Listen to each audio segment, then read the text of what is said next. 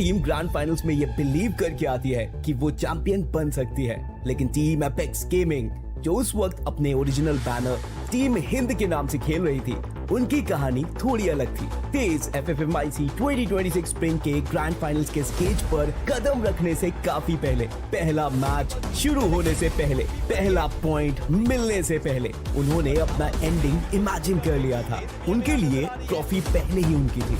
ये over confidence नहीं था, ये बिलीव था। सालों तक साथ खेलने का बिलीव, हर सेटबैक से वापस उठने का बिलीव और नॉकआउट स्टेज क्रॉस करके इंडिया की बेस्ट टीम के सामने खड़े होने का बिलीव। अब सिर्फ एक सवाल बाकी था, क्या वो बिलीव रियलिटी बन सकता था? जो अपना FFMIC 2026 था अपना स्प्रिंग, उसमें हमने मेनली फोकस किया था अपनी 4v4 फाइट्स में। हमने जितना ज्यादा स्ट्रॉन्ग कर सकते थे हमने उसको स्ट्रॉन्ग किया, अपने कोऑर्डिनेशन पे काम किया। तो फिर ऐसा हो गया था कि फिर एक टाइम पे हम कोई भी टीम को 4v4 इजिली मार दे रहे थे। उसी से फिर हमको कॉन्फिडेंस आ गया था कि 4v4 फाइट अपनी बहुत ज्यादा स्ट्रॉन्ग है, बस जोन्स और बाकी सब चीज पे अपने को ध्यान देना है, बाकी फाइट्स तो हम निकाल ही लेंगे। लेकिन चैंपियनशिप डिसाइड होने से पहले एक और हर्डल बाकी था, पॉइंट रश। 6 मैचेस, एक दिन, और वही डिसाइड करता था कि चैंपियनशिप डे पर हर टीम कितने हेड स्टार्ट पॉइंट्स के साथ शुरुआत करेगी। यहाँ ट्रॉफी नहीं मिलनी थी, सिर्फ मोमेंटम, और टीम हिंद ने इसी चीज को टारगेट बनाया। उन्होंने लॉबी डोमिनेट करने की कोशिश नहीं की, हर गेम में अननेसेसरी फाइट्स नहीं ली, जहां अपॉर्चुनिटी मिली वहां कैपिटलाइज किया। और जब मैच 5 आया, टीम हिंद ने पूरे पॉइंट रश का अपना बेस्ट परफॉर्मेंस दिया। एक और ग्रेनेड यहाँ पर से कोकेरा जाएगा, बिल्कुल अकेले, नीचे 3 खिलाड़ी अकेले डैश करेंगे, and there comes the team Hind with the booyah booyah booyah. 19 elimination के साथ बूया, एक स्टेटमेंट गेम।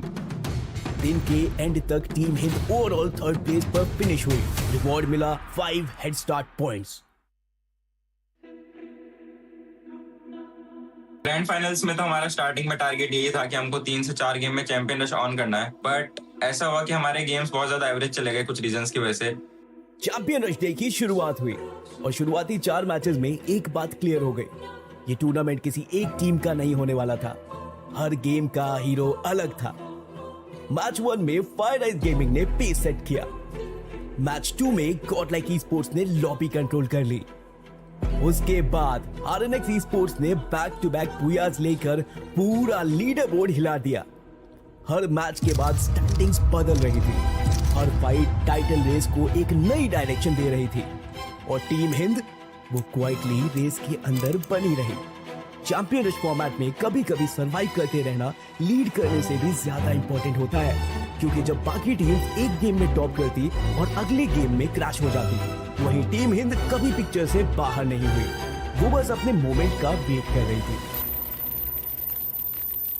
फिर उसके बाद हमको अपना गेम प्लान चेंज करना पड़ा। फिर हमारा बरमुदा मैप आया जिसमें हमको ज्यादा एलिमिनेशंस की नीड थी, तो हमने उसी के हिसाब से उस गेम को खेला और 5th और 6th गेम में बहुत ज्यादा एग्रेसिव गए, तो उससे अपने को बहुत ज्यादा फायदा हुआ। 4 मैचेस बीत चुके थे। टीम हिंद अब भी अपने ब्रेक थ्रू का इंतजार कर रही थी, और दूसरी तरफ गॉडलाइक Esports धीरे धीरे चैंपियनशिप के सबसे बड़े कंटेंडर्स बन के उभर चुकी थी। हर पासिंग गेम के साथ प्रेशर बढ़ता जा रहा था। अब एक और एवरेज मैच का ऑप्शन ही नहीं था। इसी बीच आई एक रोटेशन केप टाउन से कोटाटुआ की तरफ, और वही हुआ जिसने टीम हिंद के टूर्नामेंट की डायरेक्शन ही बदल दी। सीधा सामने थे defending champions IQ total gaming. ये सिर्फ एक और स्क्वाड फाइट नहीं थी, आईक्यू टोटल गेमिंग के लिए ये चैंपियनशिप रेस में बने रहने का मौका था, और टीम हिंद के लिए ये वो फाइट थी जो उनके पूरे टूर्नामेंट को या तो जिंदा रख सकती थी या वहीं खत्म कर सकती थी।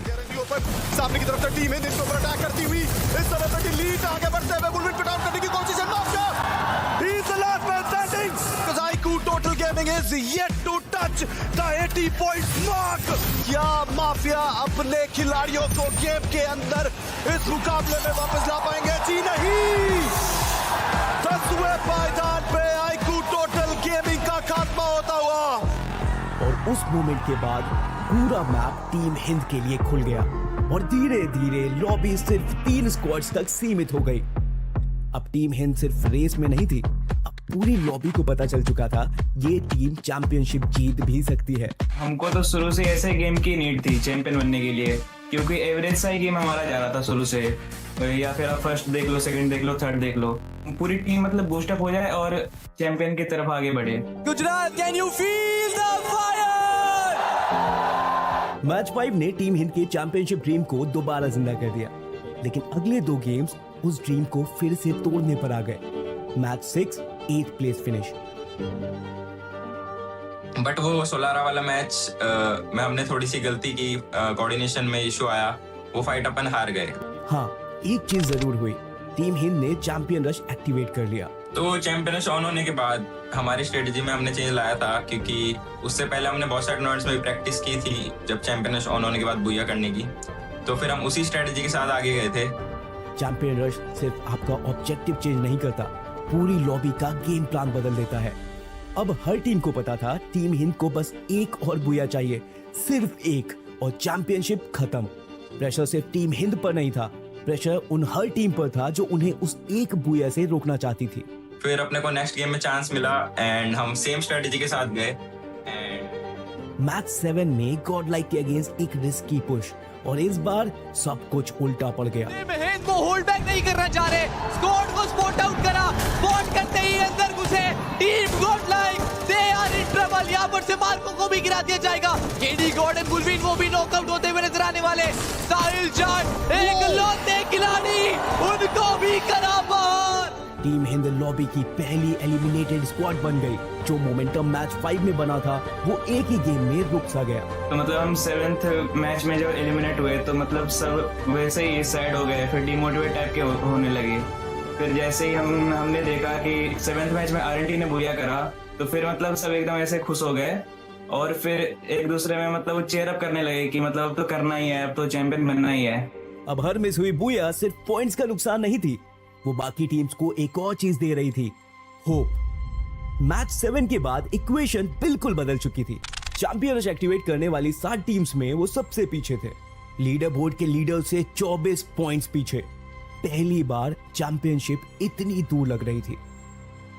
फाइनल गेम शुरू हुई। उस मैच में हमारे साथ अनएक्सपेक्टेड चीजें भी हुई थी कि हमने एक स्प्लिट लिया था कमांड और स्टोन रिच पर, और हमारे पे पूरी टीम आ गई थी एक स्प्लिट पर। तो साहिल उधर स्टोन रिच पे मर गया और हमारा शोटो और मैं कमांड पे थे।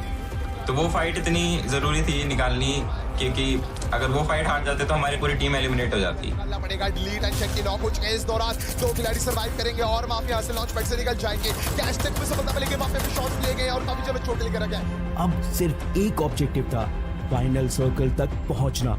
4 टीम्स, 4 चैंपियन रश पर, एक ट्रॉफी, एक फाइनल सर्कल। जो ये गेम जीतेगा वही चैंपियन बनेगा। जोन और कोलैप्स हुई, अब कवर खत्म हो रहा था और इसी मोमेंट पर टीम हिंद ने सबसे इंपॉर्टेंट डिसीजन लिया। बाकी टीम्स हेजिटेट कर रही थी, टीम हिंद पहले मूव कर गई।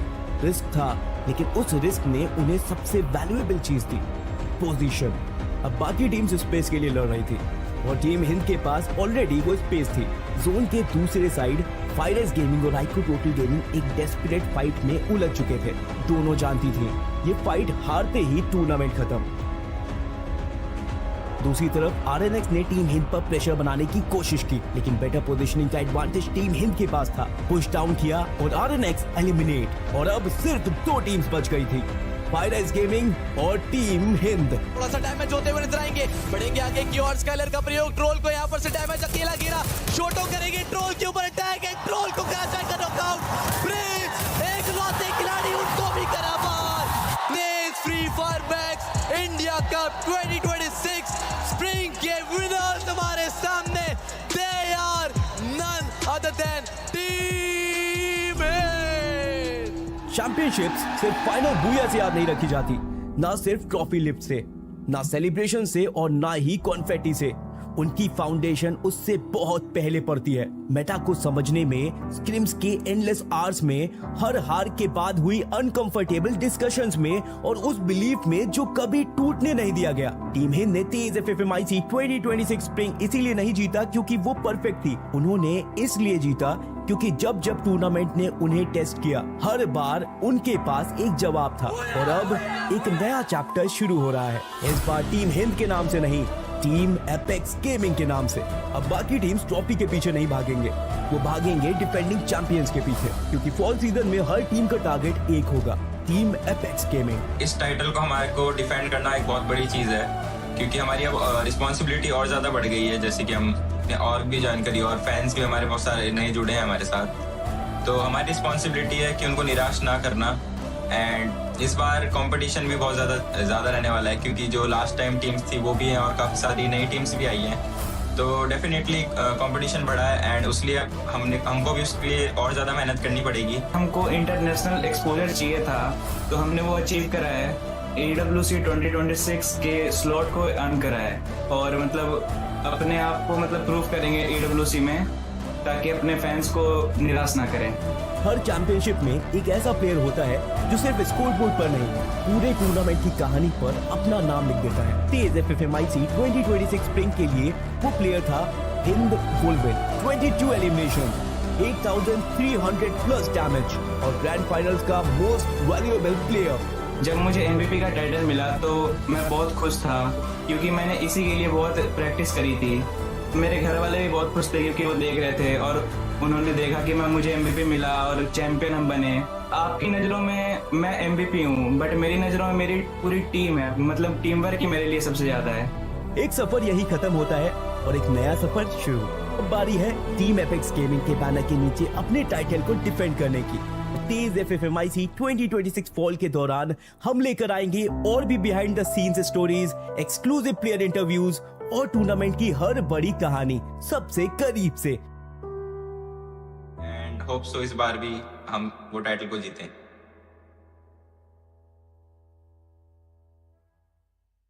खुद को हील अप करना उनके लिए भी बेहद जरूरी है। तू है कौन तू? अरे देवा, पीछे से खिलाड़ी चेस करता हुआ नजर आएगा। खिलाड़ी बेहद करीब, प्रेडेटर अपना प्रे बिल्कुल नहीं छोड़ना चाहेंगे। रेनॉक सामने बट रेनॉक बाप को भेज, तेरे बस की बात नहीं। वो इलाका R2 के प्लेयर्स उस इलाके में बेहद करीब। जैक, ऐसा मत करो मेरी जान, लाइफ में कुछ अच्छा करो यार। चलो को चेस करना पड़ेगा। What is he doing? He's beginning to believe. अरे हेलो, अरे कोई मेरी आवाज सुन रहा है? हेलो, टूटा हुआ साज हूँ मैं। हाँ ये कर लो पहले। दूरी है, सामने की ओर से रश किया गया है, के प्लेयर्स आगे बढ़ते हैं। फायर ने फीनिक्स को गिराया, आस्ट्रीट को भी गिरा दिया। दो प्लेयर गिर चुके। जलवा है हमारा। मौत को छू के टक से बचाने का ट्राई भी किया है, मिर्रे की ये लेटे। मेरे को तो ऐसा धक हो रहा है। मुझे लगता है कुछ नहीं किया जा सकता यहाँ पर, लेकिन एक नॉकआउट। रोज आते हैं इस उम्मीद पे, आज जीतेंगे, कल जीतेंगे, परसों जीतेंगे, रोज हारते हैं। I am sorry बाबू। अरे टेंशन नहीं लेने का, अपन है ना। जब भी गॉड हाथों में सबका बदला लेकर अतरफ QX का हो चुका है एलिमिनेशन।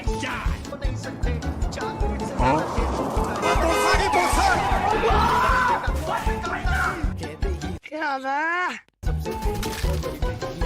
Esports उनको मार कर आ जाएगा। बंद करो हाथ जो।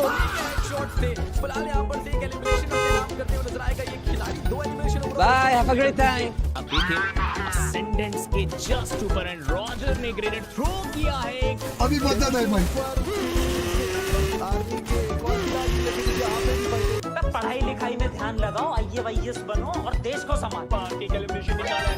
M1040 सिंगल चिप है अभी, बट क्या दूसरे प्लेयर को भी अर्ली को यहाँ पे हमें वो यहाँ पे खेलना पड़ेगा सामने। अब तू गया बेटा, अब तू गया, देख तेरी औकात मैं दिखाता हूँ। तेरा तो गेम बचाना पड़ेगा।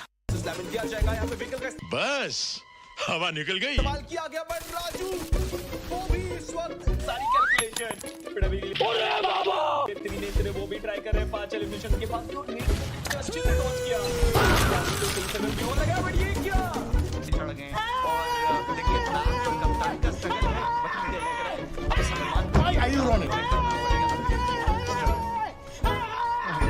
Why are you running? One eternity later.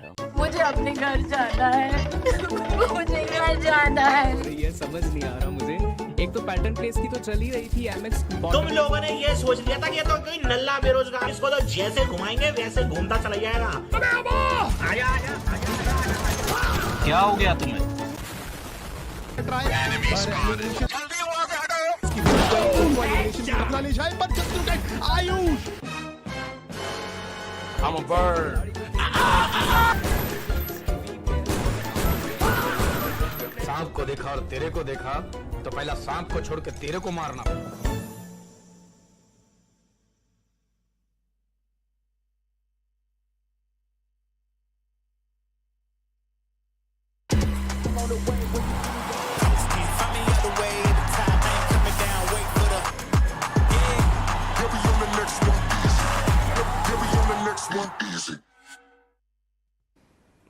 With 27 slots already full, this is going to be Group D, which is going to be fighting it out. The 12 teams, amongst which only 9 can make it through. Ladies and gentlemen, you guys are watching TEZ FFMIC India Cup 2026 fall. With me on the desk is going to be Ozora, myself, Arka, as we witness the last day of week 1, after which the scrutiny actually begins. That's right, man. It's all about the hustle. It's all about the grind. You got to qualify, be there towards the top 9, and then from there on, the 36 teams journey begins yet again. It's grueling, man. The group stages itself is just making a lot of damage on the morale overall of the teams. Moreover, later on, the knockout stage itself is just going to knock them flat. So I'm hoping that the teams are going to be ready today itself. Yeah, absolutely. Now, again, you know, there's been a lot of discussions going on, right? Total Gaming yesterday was able to outnumber everybody else to take the top spot. And today we have some big names coming out.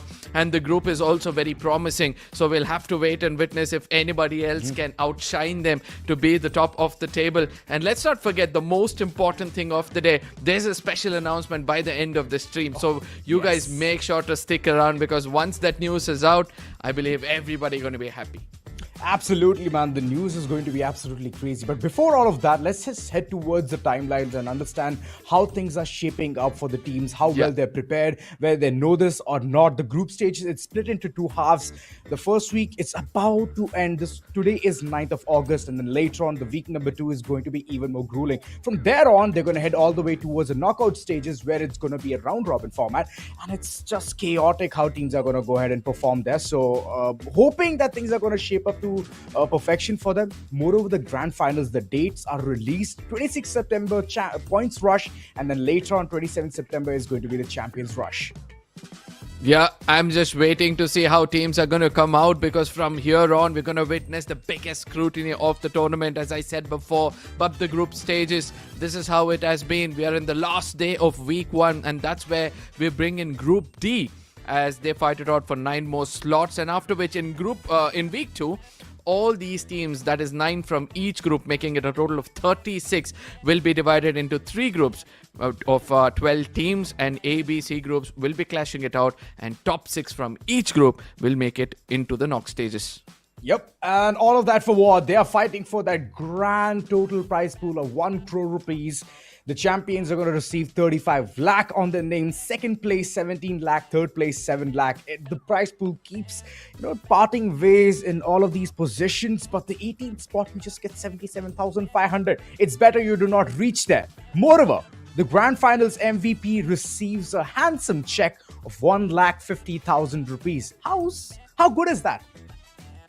It's a very good amount, if you ask me, because at the same time, what's more interesting is, which I love the most about this tournament, is that's the 18th spot, right? If you make it into the knockout stages, you do not walk home empty-handed, and that's the most important thing. Nonetheless, the point system is, as always, the team to walk away with the BOOYAH, they get 12 points in total, and then after which the team which lands second is going to get 9, and the number starts to decrease until the 10th position team is going to walk away with just 1 point. But for the team who are bound to get eliminated early, they can just rely on elimination points, because 1 elimination is going to reward them 1 point. All of that needs to be under check alongside the unique active skill. Each player has to use an active skill. Yes, that needs to be checked out. Each player in a team needs to use a different active skill. No same active skills can work out, else you directly will be parting ways. But in any which case, you can have similar passive skills that can be redundant, that can be the same, that can be a copy-paste of your teammate, because if it works, it works. Absolutely right. We have also seen the pets as well. Every other team is making sure they come up with the right kind of combination. Even though it seems like it won't work out, they have shocked us to walk away with BOOYAHs after BOOYAHs to showcase that, yes, we do have the proper permutation and combination. But Now we look at the groups playing today. It's going to be Group D, where we have got GODLIKE, the big name out there, with RNX. Both these teams have played the last finals, the LAN finals, and both of them have been performing exceptionally well in the recent past. So this could be a very interesting affair to see how the rest of the squad will be able to stop them. Oh yes, I was missing a lot of lads here, specifically RNX. The emote lads, haven't seen emotes in the game quite earlier, so hoping that today as well we're going to receive a lot of entertainment. GODLIKE Esports on the other end, just 4 members, no sub, because the sub is somewhere else. Assassin's Army, previously known as Reckoning, their performance has been super good in this entire tournament. NG Pros as well, hands down one of the most lethal teams, and today I would love to see them shine. SKILLMAX, well, one of the underdog teams who have surprised us alongside RDX Esports as well. Yeah, absolutely. Now, in this, a lot of familiar faces, and I'm waiting to see how the banter continues. But when we look at the latter half of the group, this is where we bring in some new faces as well, apart from that of NEBULA, where you see that this team is also doing exceptional. As always, I'm expecting them to be as chaotic as they can be. BFA also is another squad who has done so well in the previous rounds that they're always concentrating on giving us entertainment. Is Radhe Thakur playing today? That's going to be the question in all the viewers' minds. Gravity Esports, all eyes on them. How well they're going to perform, how better of a performance they can show today, plus the whole notion that they need to succeed and reach towards the next following stage. That's going to be super exciting. But this is going to be even more interesting as free LMs. Those were the statements given earlier on. And well, every single time those statements were passed, each of these teams were getting nullified. Oh yeah, who can forget what Reckoning had previously, spoken about GODLIKE. Sabo. They said they were just free LMs. Exactly, it was Sabo who came up with that statement. Nonetheless, GODLIKE did answer them back to place themselves better in the TEZ FFMIC 2026 spring. But this time around, it's a clear board.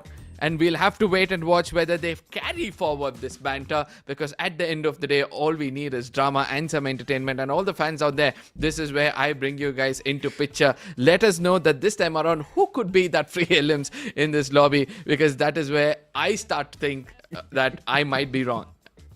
There's actually a very nice quote saying, check yourself before you wreck yourself. And that has happened to Sabo already, so he's pretty much in check. He already knows that this should not be spoken from here on. And all of that aside, we have our predictions. I hope you guys have your predictions as well, because mine is GODLIKE, NG, and alongside RNX. I can see NG and GODLIKE to be the similar pattern here, but Assassin's Army, I know, right? They were previously known as Reckoning, and as you said, you shouldn't reckon yourself, and hopefully the pun intended, they understand it, and this time around they get a little bit serious. But ladies and gentlemen, this is where the battle is going to take place, because the first map is going to be Solara. Then we're going to move on to NEXTERRA and end up at the third game with Purgatory. Even though it feels like we're going to start off on a different kind of a notion, it's going to end up being very default, because the 4th, 5th and 6th game, that is where the randomizer comes in, the 6th one, but the 4th and the 5th is the most default maps of them all. The last 3, I pretty much envy the other 2 co-casters, but it's in any which case, let's just head towards the drop spots of Solara and look at TV Tower. Oh my goodness, 5 teams planning to head towards that very spot and fight it out till the very end. So I have a very tough time believing this, but if I believe it, even if I take the hypothetical situation out in this current situation, archery can be a very lovely spot for them to head towards and then reset and then get back into the fight yet again.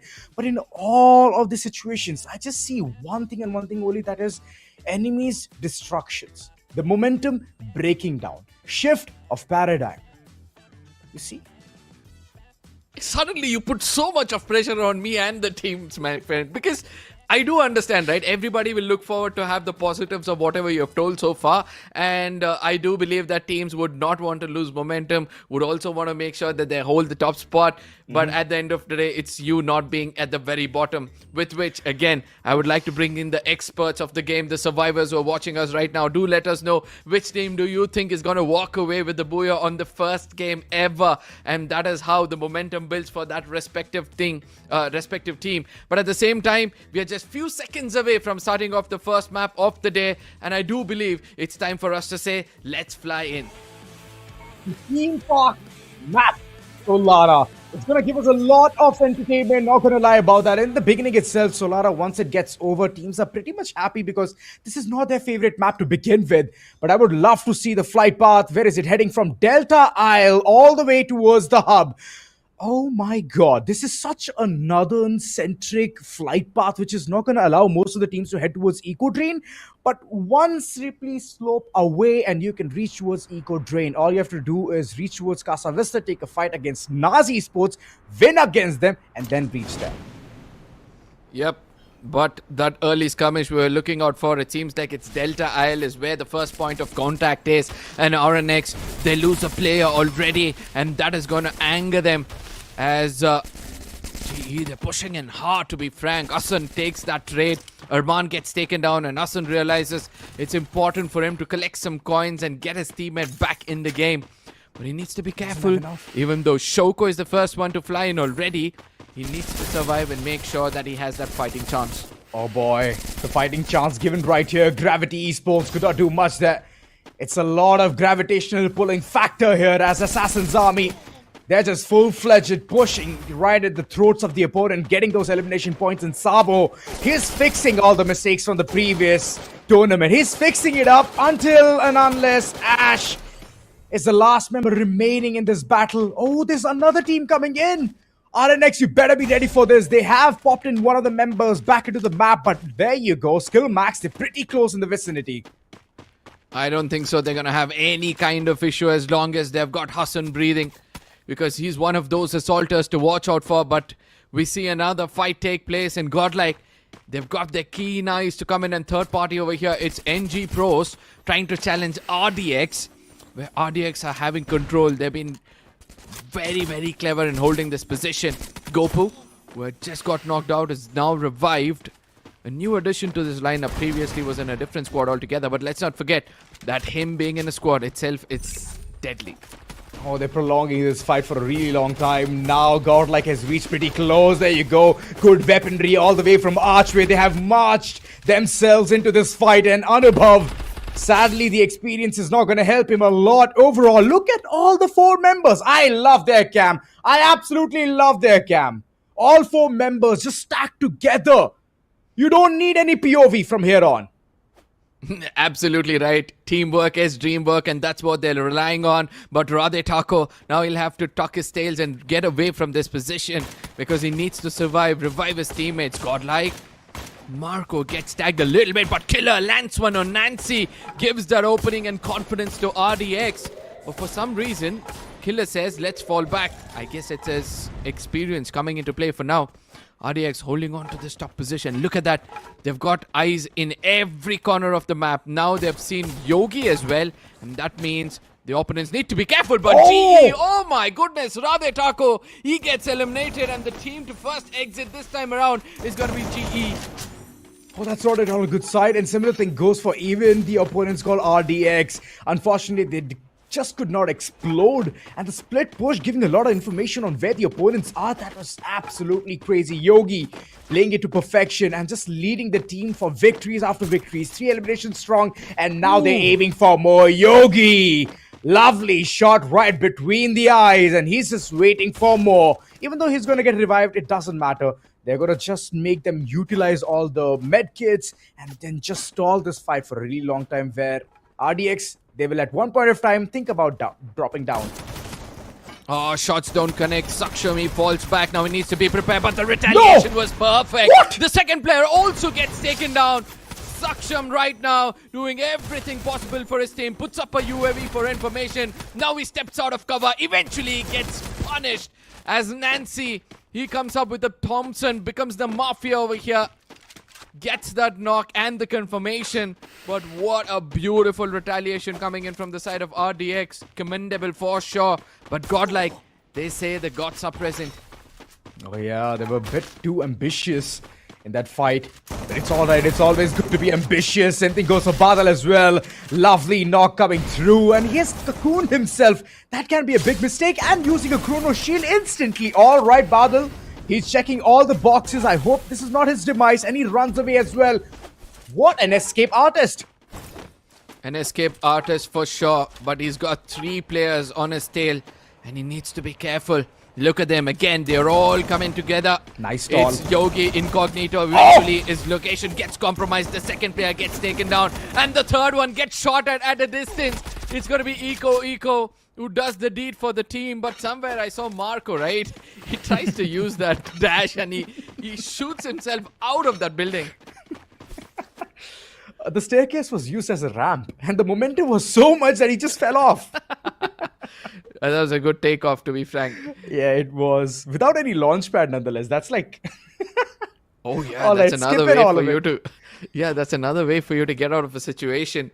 Nonetheless, we look at NAAZ Esports, another team I'm impressed with. So far, they've got 3 in their name. But this time around, as I speak about them, one of the players gets decimated. It's SMX. We've got that elimination. SKILLMAX. All right, they've already seen RDX right in front. RDX, they've taken a huge shift from TV tower all the way towards Bayside. This is not at all good for them. Saksham instantly healing himself, and Ram, he's thinking about ramming into the fight. It's not going to be that easy as 3 members. They're sticking together. Oh, Kryder from back lines. I hope he can at least open up a head or 2, and he's just waiting for this very moment. Oh well, NAAZ Esports, they're getting pummeled from other directions as well, but SMX on the other end, they're sticking together. And Kryder, unfortunately, he just got the information game, not the elimination one. Because he knew, right, he might get handicapped in that fight. In case they push in, it could be a little bit problematic. I do believe it was a good decision. But for now, SMX, they get in closer to RDX. They know that they need to push in right now. They were holding on to this topography for the longest time possible. So they'll have a bit of an upper hand. But RDX, the electrotherapy through, and now they step in. BOOYAH, he's got to be moving around, but Ram gets taken down. RDX, they're on the receiving end of things. Saksham, he also gets taken down. And Jeet, now he tucks his tails and runs away from this position. Needs to be careful while he drives around, because there's several other teams who are going to be looking at him. Oh, that's Somehow right. he survives and immediately ends up near a recoil tower. He's just going to run away. He's not going to reach there at all. Imagine, Arka, there's like an entire team right behind you, and you're there towards a recall tower just to recall all the fallen comrades. It's going to take some time. That's one thing that he cannot afford. That's a luxury for him.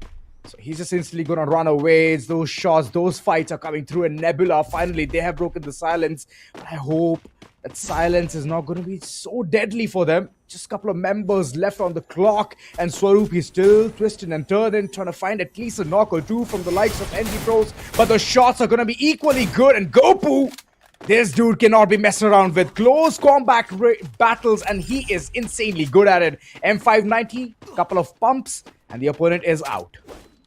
8 eliminations already for NG Pros, and the number speaks for itself. Assassin Army, another squad which is starting to pick up the pace. They've also got 7 in their name. The rest of the squads in this lobby are doing exceptionally well for themselves.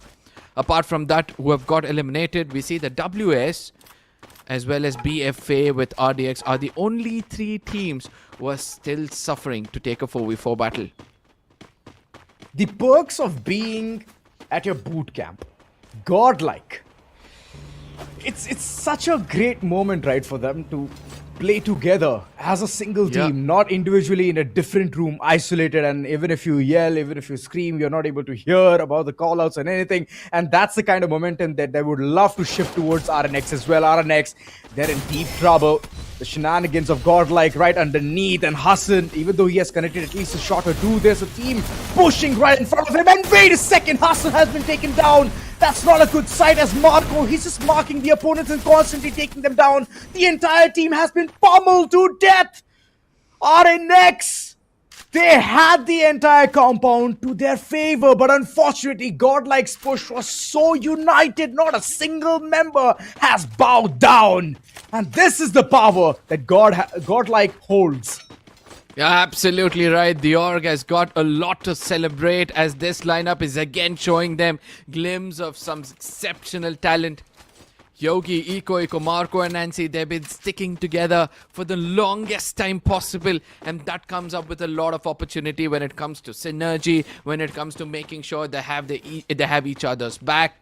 The experience also comes into play, and they are the first team to reach the double digit when it comes to eliminations, and they've not taken down any other team. They've taken down the next best team in the lobby, and that means they could still be the deadliest in this tournament.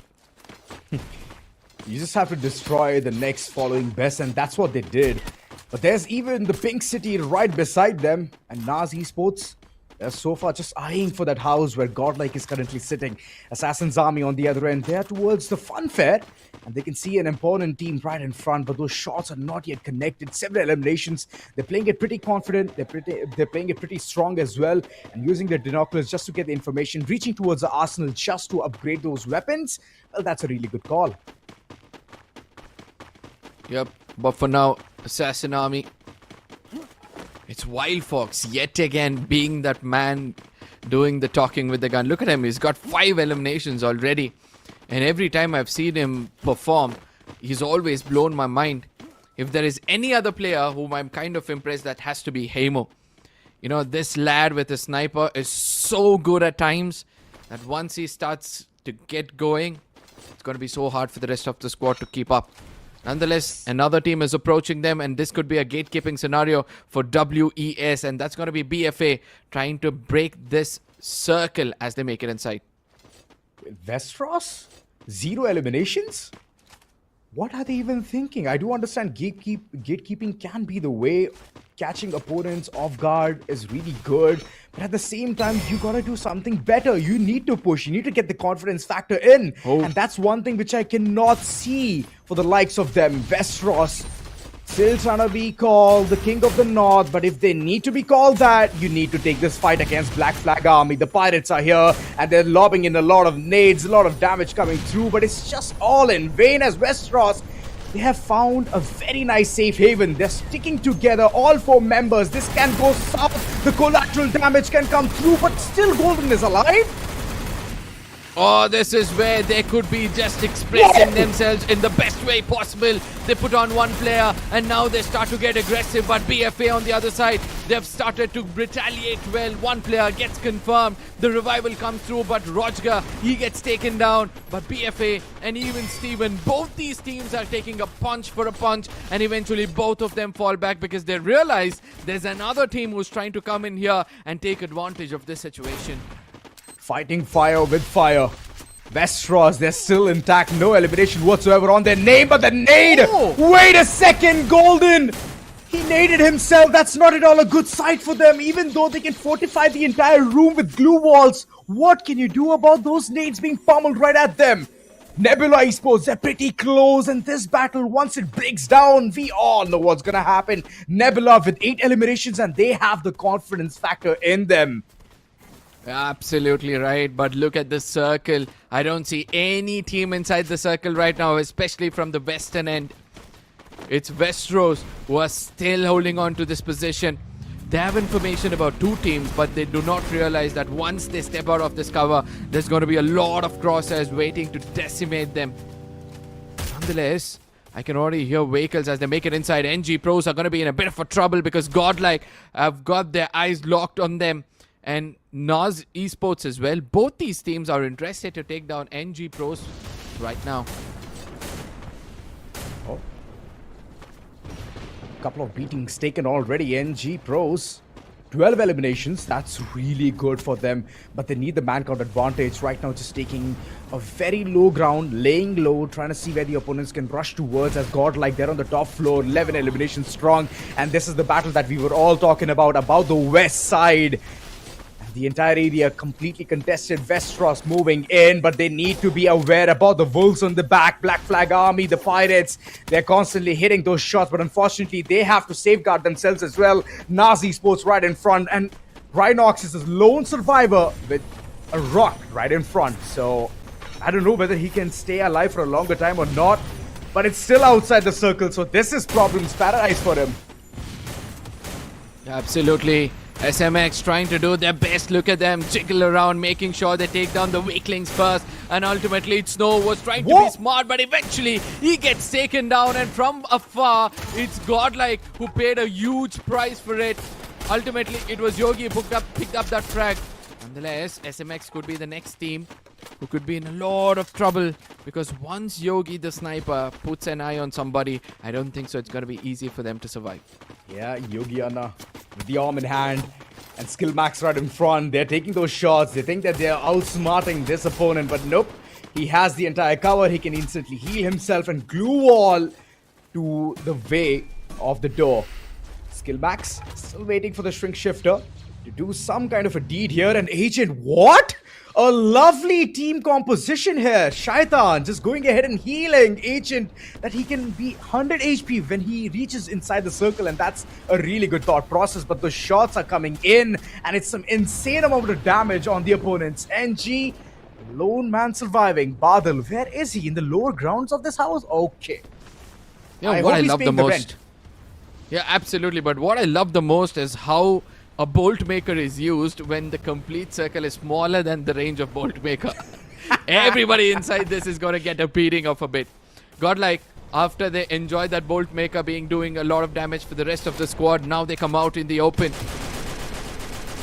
They need to be careful because a lot of teams are wanting to take them down. Yogi needs to be careful. I see a retired Rhythm hitting them. NAAZ on the other side are interested to get to that rock because that's the nearest hard cover, and Godlike, they want to guard this topography. They want to make sure that they have a good eye on NAAZ because that's the only team which can take away the BOOYAH from their hand. Not only that, the sandwich situation, SKILLMAX is still there towards the upper edge. And there you go, NAAZ being caught in the midst of the rotation. HP dwindling down, but they're still not falling. That's insanely good, all thanks to the electrotherapy. But Yogi is the man who can change the fate and get again on to Agent 47. Unfortunately, he cannot be Hitman here. As Benz, he's trying to aid him. And the Rock, SKILLMAX, they have already lost a really good cover. And now Marco is just changing the entire course of action. Yogi, what a detour coming in from his end with the launch pad reaching towards the back lines of SKILLMAX alongside NAAZ as well. So this is problematic for them. But the split push, I hope that Godlike is ready for this. Yeah, absolutely. If Yogi gets taken down, the strongest link breaks, and that could be problematic. But Eco, he's got that grenade launcher. He can use it at any given point of time. He's just waiting for those glue walls to melt off. Look at Benz. Yogi. He comes in closer. Yogi immediately puts up a glue wall, uses a UAV to get information. But Nancy, the crossfire setup is exceptional when it comes to Godlike. Now Yogi takes advantage of that truck, climbs over it so that he can have a best view. I'm still waiting for the grenade launcher to pop off. Eco gets in closer. He's got that grenade launcher. Two of them lands in. Two player gets taken down. Two more in their name, and I hope he's got some more. Oh my goodness! Another one connects. The last man standing Saga. He gets taken down by Yogi himself, and now they'll have to take down NAAZ. The last team standing, only two more players standing for that squad as Godlike. They push in against them, and they all are gonna bow down to the gods themselves as they claim this map. A BOOYAH for Godlike. It seems like it's just another day at the office. Oh yeah. I mean, they are taking all of the experience out of their belt, man. This is from FFMIC itself. After looking towards Bigatron by Vitality, the way they had the entire boot camp set up, a huge bench right in front and all four members sitting together. This is a similar kind of a setup, and Godlike Esports, they have absolutely nailed it. All four members, four different directions, and watching the back of Yogi was absolutely spot on by Marco. So lovely performances, 22 total eliminations with 12 placement points, all thanks to the BOOYAH. And I don't think so they require any sub for this. Yep, absolutely. With a start like this, I don't think so they're going to have any kind of issues. But we're looking at the last shot. That is where Eco, he was waiting for that opportunity. Once he got it, he landed those grenade launchers so precisely that the last player, he got exposed. And then NAAZ, right? It was Nancy who was just rushing in with that shotgun, lands two players down. And the final player, it was just, a cakewalk for this squad. Eco is going to be the MVP of this game with 7th eliminations, 3,438 damage. Even though VSS was the gun which was mainly used, the grenade launcher did the deadliest. Yeah, it was a lot of damage on the opponent, man. A lot of damage. Skylar, Riptide Rhythm in the hands of a Grenadier. This is just craziness. You see, this is just straight up craziness. And let me see what Yogi's using. Morse, all right. So he loved to go ahead and reposition himself at the nick of the time and provide the kind of room, not for error, but a room of opportunity for the team. So that's crazy amazing. Nancy on the other end, Chrono, Joseph, Tiva, Nikita. So being an absolute combination of a rusher alongside a support character as well. But Marco, the dedicated rusher, has been doing significantly good. So many sevens. Oh boy. Thala for a reason? I kind of knew you were going to reach there, but before which I thought you were going to go with 23-23 and you call it something. No, it's not a palindrome. Sorry. Oh, okay. Nonetheless, it's 2-3-3-2. That would have been one. Okay. As long as Godlike is getting that booyah, smiles on their fans' faces, and we enjoy every bit of this game. 34 points in total. And then we have got NAAZ, who's got 21 total points. Let me tell you how deadly Godlike was in this game. They've got 22 eliminations. And that itself is bigger than NAAZ's total points. Oh, yes. Godlike. They have been outsmarting since the word go, man. Outsmarting, outperforming the opponents. And the rushes were so on point. Assance's army, there was some times where I thought the individual brilliance of the moment was coming in for them as well. But unfortunately, they just got pummeled by a lot of teams while in the midst of the rotation. So sadness. But in any which case, let's head all the way towards the circle analysis and see what these 5 teams were up to. Good amount of rotations were coming in. NG Pros, they took a fight towards TV Tower, but then instantly they dipped right away from that because of Godlike. Because Godlike constantly kept tabs on their opponents. They kept them under their microscope, saw each and every movement, but then reached even close towards the circle. Look at them. Last 5 minutes, they haven't moved an inch. They're still there in the same compound. Yeah, and also trying to hold on to your horses when you know that there's some eliminations moving around. You have to give credits to them. It's not necessary for you to take all the fights out there. You just need to wait for the right opportunity, and after which you can take down players. But this is how the cookie crumbled. Godlike until the end. After the second circle, right? The third circle, they were as silent as possible. And they recouped every other elimination in the 6th one. If there was one team which was aggressive throughout the game, that has to be Non-Stop Gaming. Oh yeah, not a single circle that they have spared any of the enemies. They constantly took those battles, took those eliminations. But Godlike, they just knew. Right now, if we need to head towards the following circle, we need to stay silent so that we cannot give any information to the opponents. And that's the key factor, right? That's the difference. And hence, we could see just 4 members of Godlike and just 1 member of NG Pros. So those mistakes did weigh very heavy at the very end. And whenever it comes to a close quarter battle, you need man-count advantage, which this team had, and hence getting the booyah, which just raises a lot of confidence in a team. And I just love the fact that they are sticking together and playing as a single unit. Now, this is where the textbook basics, right? We keep saying about, we've been speaking about it a lot, that you need to make sure that your sniper has got a proper view when he's looking at the opponents. Your grenade launcher, the assaulter or the grenadier needs to wait, needs to have a lot of patience, because he can't just use his utilities, burn his resources unnecessarily. And the frontline assaulters, they need to be prepared for the right time. All of these boxes were checked by Godlike, and no wonder they walked away with the booyah. Nonetheless, this was just the first game, and those who had predicted Godlike, a huge congratulations to you guys. And now I want you guys to continue your spree, and that's why I ask you again, the next game is coming up anytime soon. Do let us know which team out there is going to walk away with the booyah, because our predictions are right here. I think it's going to be RNX, because in the previous game, they got punished ruthlessly, and we know what happens to a wounded lion. Always, man. The wounded lion, they lick their own wounds and they'd be like, you know what? It's okay. Whatever mistakes were made were made. In the next following hunt, we're going to rectify each and everything. And NG Pros, similar thing goes for them as well. They are the wounded lions, but Godlike, I have chosen them because they have the momentum factor on their name. Plus, they just backed in a booyah. So you know the kind of gameplay they're showcasing. It's just intense confidence alongside intense gameplay as well. With your prediction, I do see NAAZ Esports coming in. NAAZ, the Jet Jaipur qualifying team, they have been very consistent. Even in the final 4, they were present. And NAAZ, as long as they're there towards the top 4, they themselves can keep rotating towards and get the confidence factor rolling in. Yeah, you kind of read my mind because NAAZ has got that, calmness when it comes to the game. They know exactly when to take a fight and when not to. And ultimately, my third prediction out there was Assassin Army, right? This is one of those squads who can do exceptional when it comes to next era, and that's one of the reasons why I have them there. This is going to be the second game, ladies and gentlemen. It's going to be the map of next era for those who did not predict which team can walk away with the Booyah. This is the schedule for you guys who's coming in new. This is the schedule for you guys. Do let us know which is the team out there. But for the drop spots, this time around, it looks a little more practical, but at the same time, Deca Square empty and Intellect Center empty. Ozora, I think I'll let you do the talking. They're missing Total Gaming, that's why. But in which case, Farmtopia, one of the lovely spots where RNX can head towards. Grab Labs as well. NAAZ Esports, well, if they start all the way towards the western side, their mindset is pretty clear, man. Slow start, but then gradually keep increasing those elimination game, alongside get the confidence to keep rolling in and get the positional advantage as well. Top 2. Top, you get 12 points. Second, you get 9 points. That is like very close to a double digit, but that 9 point itself is going to be the deciding factor of where you're going to reside on the leaderboard. And after the first game, NAAZ Esports, for sure, they have a really good standing.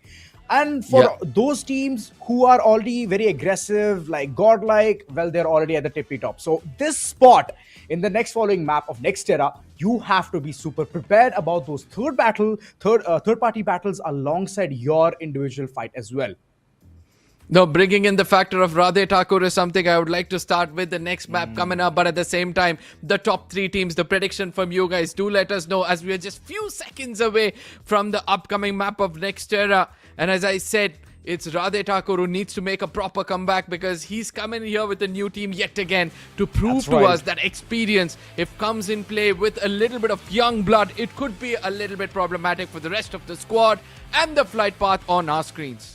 That's right, next era, we are here at the next gen map. A lot of experience under the belt with all of these team members, plus the FFC mode qualifiers as well. They've been put through a ringer. They have showcased that they can outsmart the opponents, and tier 1 teams are nothing in front of them. So let's see how well they can perform as well. Black Flag Army and the MVPs, they have headed all the way towards Intellect Center, and this battle is going to be reckoning. Oh, let's see which team is going to be reckoned with. But at the same time, Intellect Center, MVP versus BFA. That's a fight I'm interested to see. All those teams who did not put up points on the table, now they're looking forward for some early fights. And this is where a big cluster is taking place. NG Pros, they've got Nebula in front of them. And Nebula, as they try to push in as solo players, it's NG Pros who are taking advantage of it. Look at that Badal. After he puts down a player, is interested to take the next one. Is rushing inside as Anubhav. Oh my goodness, he lands one again in the name of Wild Fox. And Sabo is going to be the last man standing in this vicinity. Badal is looking forward to get one more elimination, but is he extending too much? We'll have to wait and watch. Yes, he has. As Sabo lands one in his face. Anubhav comes in, but with a... I believe it was a nice grenade which stopped him in his tracks, but ultimately it's NG Pros who walk away with 4 eliminations. 4 eliminations to the name. They were just prepared. They knew it's going to be a third-party opportunity given to them, and they have taken the maximum out of it. 4 eliminations, very good start, and this is the fight that has been prolonged for a really long time. Rupesh very close to go ahead and take a fight against Black Flag Army, but so far there has been no contact fire from above. He is breathing down, but it's not helping a lot for the overall team. But the team push is so good. Black Flag Army now running away, tucking their tails and escaping from this battle. The MVPs have snatched away 3 eliminations, and that's a good start for them as well. Absolutely an amazing start. Look at that, NG Pros with 5 eliminations already. GODLIKE yet to open the bank account. As they push in, it's NAAZ Benz. They're going to buy a Benz trying to... Oh, yeah. Oh, you can't fly mid-air when GODLIKE is looking at you, especially with Nancy and Yogi making sure that they have their eye on you. That's a lesson learned the hard way, but GODLIKE, they're going to be thanking for this launcher because now it's going to help them get to a higher position from where they can punish a lot of other teams. Oh, but they just missed it. RNX, they're on top, couple of players, and SKILLMAX, they have no idea what's happening here. Still trying to bide some time, see where the opponents are going to fall down towards. And RNX, they're making a huge mistake. They're not fully committing this fight. They're taking it very casual. And SMX on the other end, they're just getting all of those eliminations. HP yet again dwindled down. Hassan, it's all onto his shoulders, and I'm hoping that he's prepared for this one as they are constantly reviving the team members, but they need more points. They need to at least make a huge bank and go ahead and pay off all their debts because of the previous game's performance. You know, Hassan, he's just running around through the glue walls trying to find the opponents, but they've been very clever as they kept changing position. That would have enraged him for sure. And for now, Adib, he sees one of the players. He knows that they're right below them, and he's got to be the first point of contact. And there comes BOOYAH. Oh, Adib gets taken down, and this is where Hassan has to step in. The quick revive comes in, and he turns around to land one perfectly. He gets that confirmation. And this is where RNX needs to be careful. Adi again gets taken down. And this time Hassan comes in and says, hey man, this is enough. Immediately get revived and do not get knocked again. It is like 4 times Satvik has taken the opponent down from afar. He's taking those shots in constantly. I'm like, you know what? Watch your back. And from there, the shot comes right in. And the entire team is like so baffled. What's happening here? How are we falling down? Pray again and again. But it's SKILLMAX. Satvik, he has been super consistent and he can go ahead and revive the entire team as well. They're very close to the circle and they have a car for rotation as well. So this is just cherry on top of the cake, and this just helps the team overall to reach towards the circle and get better loot if they have lost any. But Anubhav, the last man standing, and has been taken out. MVPs! They have taken away NG Pros from this map. Oh no! There goes the prediction. MVPs are back in this game. That's the only thing I would like to say. What a game this is turning out to be. MVP's 8 eliminations. But GODLIKE trying to head towards BFA. A bolt maker in the open. Do you think they're going to get that player? Oh, there it is. Marco lands one. And Phoenix is running out in the open. And it's going to be for sure getting taken down. Marco. Oh, there it is. Finally. Yeah, that was such a panic moment coming in. He's like instantly mashing the glue wall button, but unfortunately he had the Riptide Rhythm right in front, and RDX on the other end. They are looking to take a fight against RNX, but I don't think so that factor of N or D is going to do anything, as RNX, they're just doing so much better in this following fight, following the trail of the opponents and just instantly rushing down to the throats of the opponents so that they do not get the breathing space. As Arman, he needs to watch his back as Killer is just going for a hunt, and he does take a member down. This is not at all working out for the better for them, and the instant revival coming through RNX. I hope you're ready for this, as RDX, they are claiming one body after the other. Absolutely, but RDX, they get rest somewhere far away, due to which a nearest vending machine is going to give them a great opportunity. And guess what? They got more coins, and that means most of the squad are going to be making a comeback out here. GODLIKE, just like that, you know, just by rotating, they get 8 eliminations already. And this is how special they can be.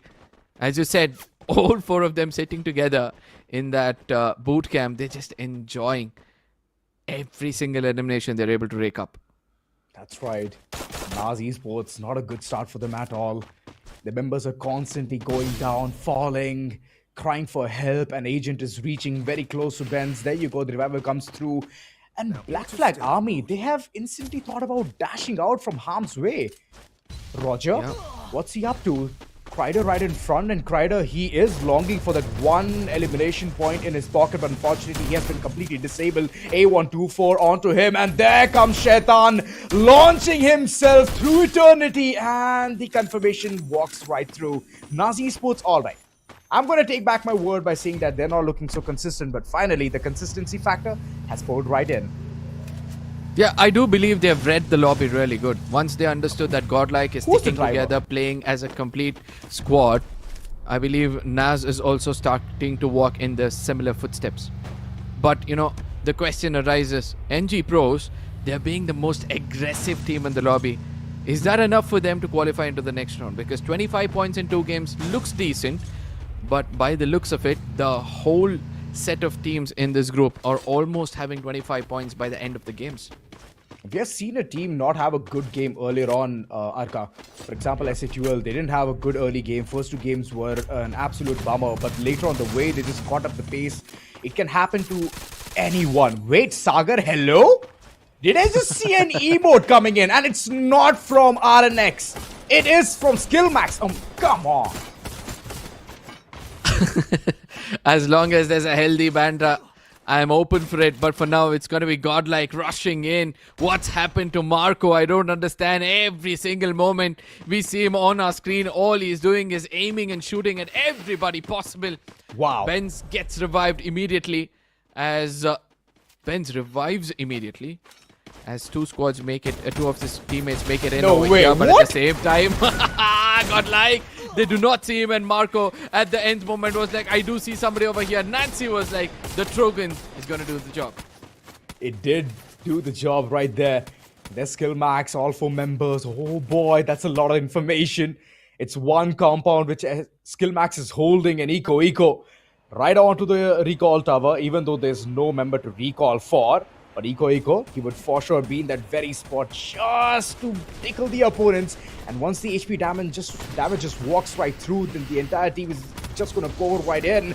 SKILLMAX lunging and leaping themselves further and further. And Marco is the first person to find one opponent. But wait a second, they have instantly gotten the res factor in. Satvik, what is going on with this lad? He's just constantly keeping tabs on where his members are falling down and rezzing them. And this resurrection needs to be imminent as SKILLMAX are very close to their own demise.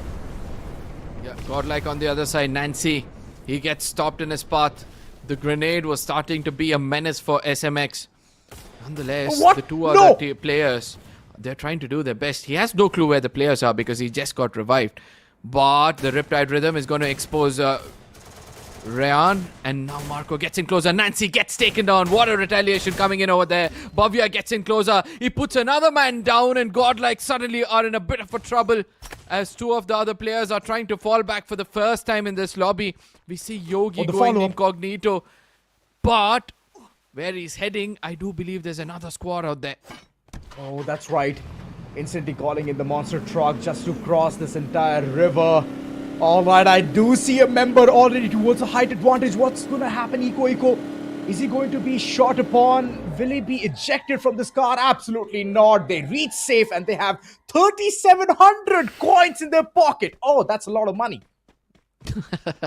That's what they've been doing, right? And another textbook basic ticked off. Wherever they go, no matter how many players are alive, they pick up as many coins as possible. Even if it's a single lad standing out there, he'll have enough to revive the whole squad. And guess what? Now they go to one corner of the circle from where nobody's going to backstab them, allowing their whole squad to again pick up whatever inventory they need. Since they've got coins, since they've got a lot of place to loot as well, this Twin Bridge region, it's got that one last vending machine.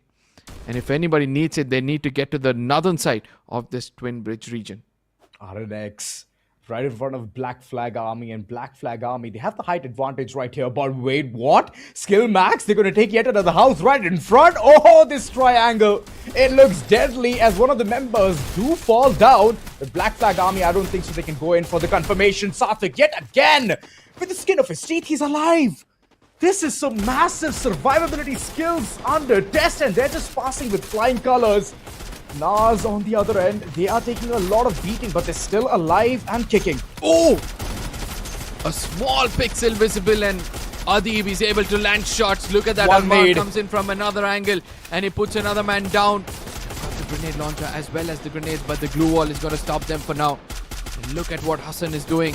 He's got that Groza X. And if anybody dares to come through that window, they're going to be facing a lot of bullets. Nonetheless, 2 fights at 2 different fronts. RNX, are they prepared for this one? Oh, they are very well prepared. Look at them, just constantly melting down glue wall like it's cotton candy in rain. And Hassan, those shots, even though it's not hitting any target, he's just doing a lot of damage to their willpower. You cannot survive the rat. And Hassan just getting prepped up from here on.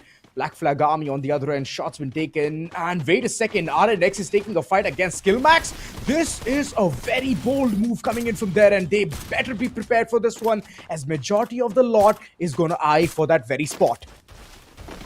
Look at how persistent RNX are against SKILLMAX. They're just waiting to get one knock so that they can push in upstairs.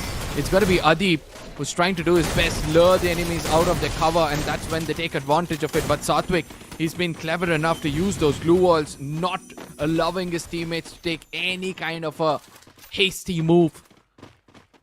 SMX, 6 eliminations, and this patience is going to pay off for them. Nonetheless, RNX, since they're persistent, now I'll have to see whether it's the strongest bullet or the strongest armor which is going to stand at the end. Shoko, Saga has eyes on Shoko, and Shoko is not moving an inch, because if he does, then it's going to be a Shoko-sized shape on the wall where Shoko is just trying to stay alive for now, running in towards the team. And SKILLMAX, they're still allowing this team to stay underneath. They're not taking the fight at all. It's absolute radio silence. And RNX, they're just taking the maximum advantage of this situation. Godlike, they're in a very pickled up situation, and it's just the containers to their help, to their aid. 13 eliminations already, and SMX, look at how cleverly they're trying to gain information. Not necessary for the complete squad to be in the open, because one good grenade can do a lot of issues. But Yogi from that of Godlike, look at how ruthlessly he's trying to punish. But Arman, he was not expecting them to come down so quickly. 2 players gets taken down. It's going to be Adib and Hassan singing the songs of death together. But SMX, they slowly start to recover from this fight. But RNX, they're not going to stop. They put down another player, and this could be the beginning of the end for SMX at Satvik. He revived one of his teammates, and now they try to fall back. Yogi at a distance, he's also knocked off, but Nancy immediately goes to his nade as he's got the Tiva.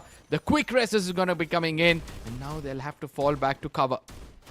Oh, the skill level is maxed up, but the fight IQ, not so much. Satvik, Saga both banding together, and Hassan with the Tommy gun in his hand, he's just rushing down. There goes another member, and I don't think so it's gonna be any more close to an elimination. Satvik, last man standing, and Hassan, his quick scope and scope out has given them the final blow, the final nail on the coffin. And Hassan, well, I do understand there has been a collateral damage here. 12 eliminations look really good.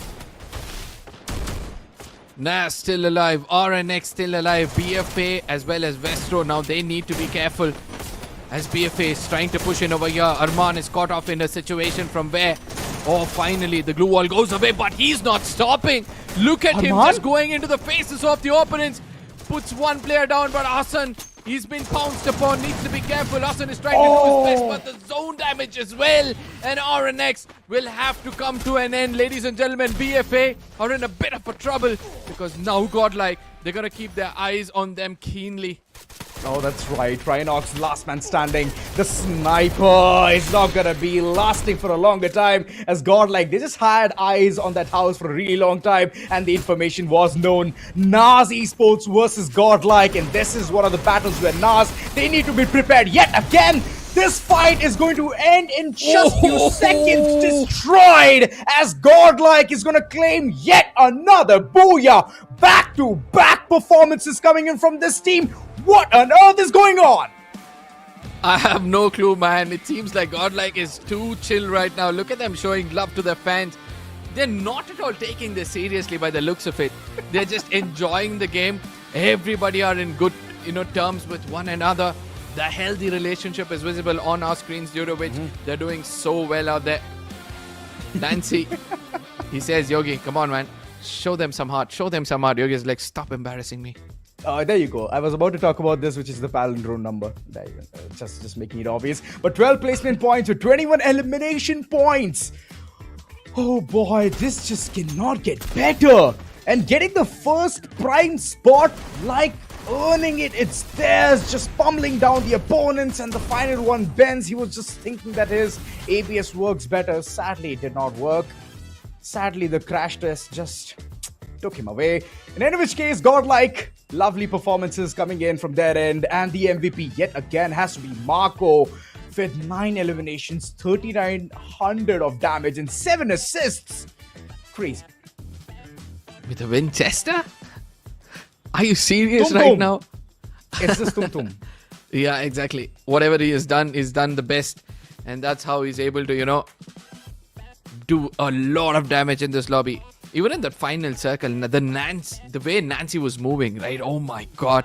The final few players, they had no clue from where they were getting shot at.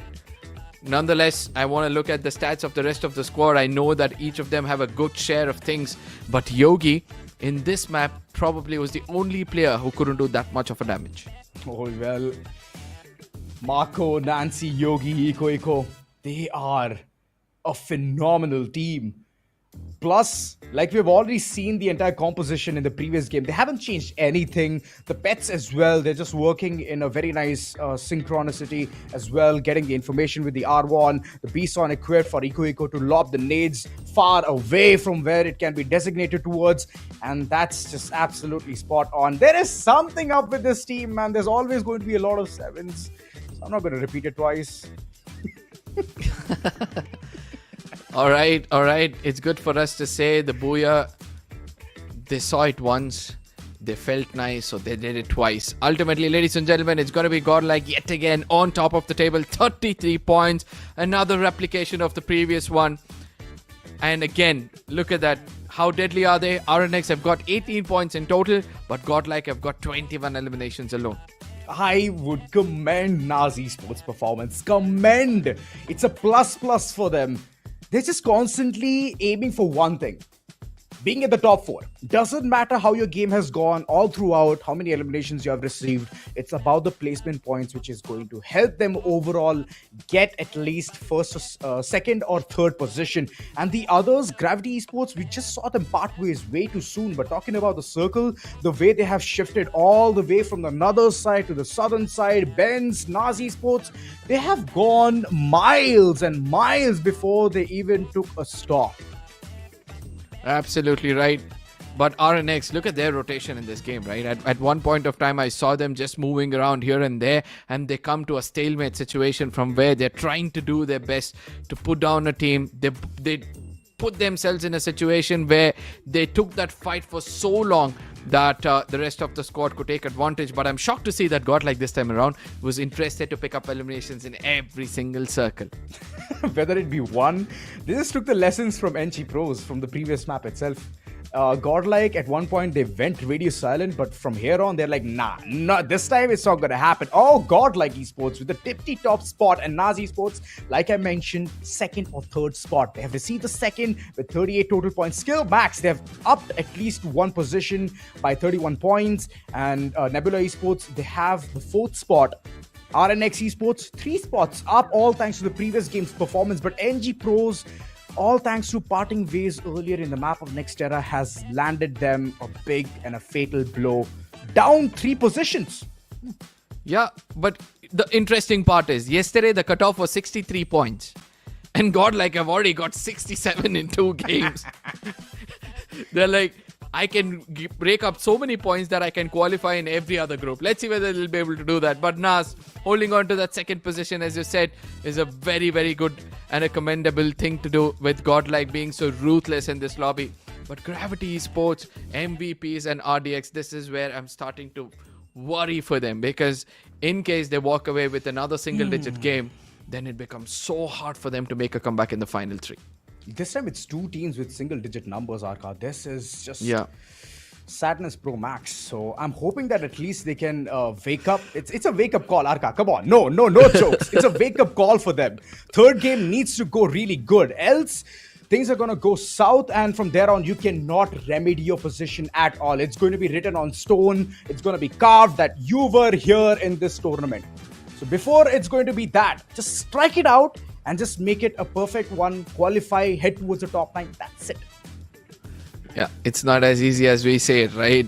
Nonetheless, the upcoming game, it's going to be a very interesting one again, because this is the last time we'll be able to see the biggest map being played, and every other team out there from after which they're going to be looking at the default maps like a Bermuda and a Kalahari after the next game. So that is where I can expect the comebacks to be. But for now, all those people who are watching back home, are you guys enjoying today's stream? Because this is where Godlike is just dominating. I just want to know what you guys are feeling, and do you feel that some other team needs to walk away with the Booyah? As we head on to see the game schedule for one last time before we go to the third game. The next game is going to be the map of Purgatory. You know what? The chat is going to be spamming just one thing. Yellow hearts and yellow hearts only. Purgatory. Yet another map where Godlike is so good. They are very good in this map. And specifically now that Total Gaming is not there, that crossroad fight is not going to be an interception point. So that again will be very nice for them to rotate around, get casual points here and there. But NEBULA Esports is not lying at all. They always head towards Mount Villa, and they're heading towards that very spot as well. And Marble Works has been heavily contested by Godlike. Brasilia, 5 team members? Okay, I do not believe that. I'm just going to manifest, let it come true, so that it becomes easier for us, because I would love to see 5 to 6 teams decimate each other. I know that I want them to have a 1v3 split so that, after the fight, again, they all can recall and come back, and this could be another game. And that's the best part of it all. But ladies and gentlemen, it's time for you to let us know your predictions for this game. Absolutely. Because it's important for us to know which among you are absolutely right. Can Godlike pull off the first ever 3 Booyahs back to back to back? Well, the hat-trick will definitely look really good on the record, and this following map itself is going to be another testament for them to show how well they perform. Purgatory, ladies and gentlemen, where teams get purged instantly. It's one zip way away from the locations, and once the team heads all the way towards where the opponents are reaching towards, where it's going to be a lovely drop crash coming in. Brasilia, still, I do not believe that 5 teams are heading all the way towards the heart of this following map. But if it happens, sure, we're going to appreciate it.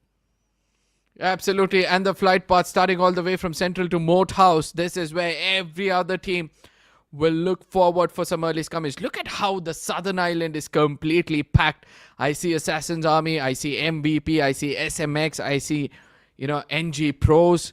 So I'm expecting somebody to start things off, and suddenly we see that they get third-partied and fourth-partied quickly. Before I could complete my sentence, it's MVP and SMX who start things off. That's right. Gravity Esports on the other end, they're taking a fight against RNX, and RNX so far, their members are falling down. Radhe Thakur just constantly running around rampant with the Uzi. And he's getting those knocks. The conversions yet to come. And Adib, he has the height advantage. He's giving you the resurrection right there. And Radhe Thakur is still thinking, well, did I make a mistake? Yes, you did. You let one of the opponents slide by. And that could be a little bit problematic. Nonetheless, RNX for the first time are receiving a lot of damage. And this time around, Gravity are able to find their tuning in this game. Can they create a good music out of what they've got so far? That is something we'll have to wait and witness. But SMX on the other side, look at how well they're using that compound. A Fate trade comes in from the other side, but it's got to be Assassin Army taking advantage of this situation, as MVP lose 2 players, and the third player, Rupesh, is also in deep trouble.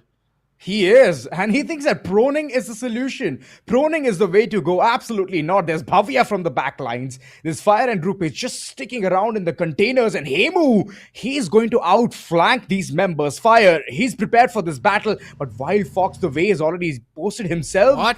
Well, I definitely see a lumberjack in him. What is NG Pros doing in between all this? Look at them. Oh my god, the audacity to just rush in over here and make sure they punish all the players of SMX. What? 3 players! Gopu right now puts down 3 players in Assassin Army. Sabo, he comes in at the right time. Saga, he's coming for the revival. This could be the beginning of the end. But on the other side, it's NG Pros who are trying to make sure they come in to help their teammates. But White Ghost says, you know what? They've already done the damage. Let me just fall back out here. As Sabo starts to pick up a lot of eliminations. All the hard work from NG Pros, it's been taken away from Assassin Army. That's right, Assassin's Army. They were just waiting for this golden opportunity. And free points, well, yes, we love to go ahead and grab them.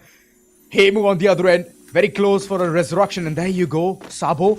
He's back on his feet. Anubhav very close to the vicinity. And SKILLMAX, They're still inside Sagar. What's he doing? What's his game plan? What else can happen right here? We've already seen way too much action.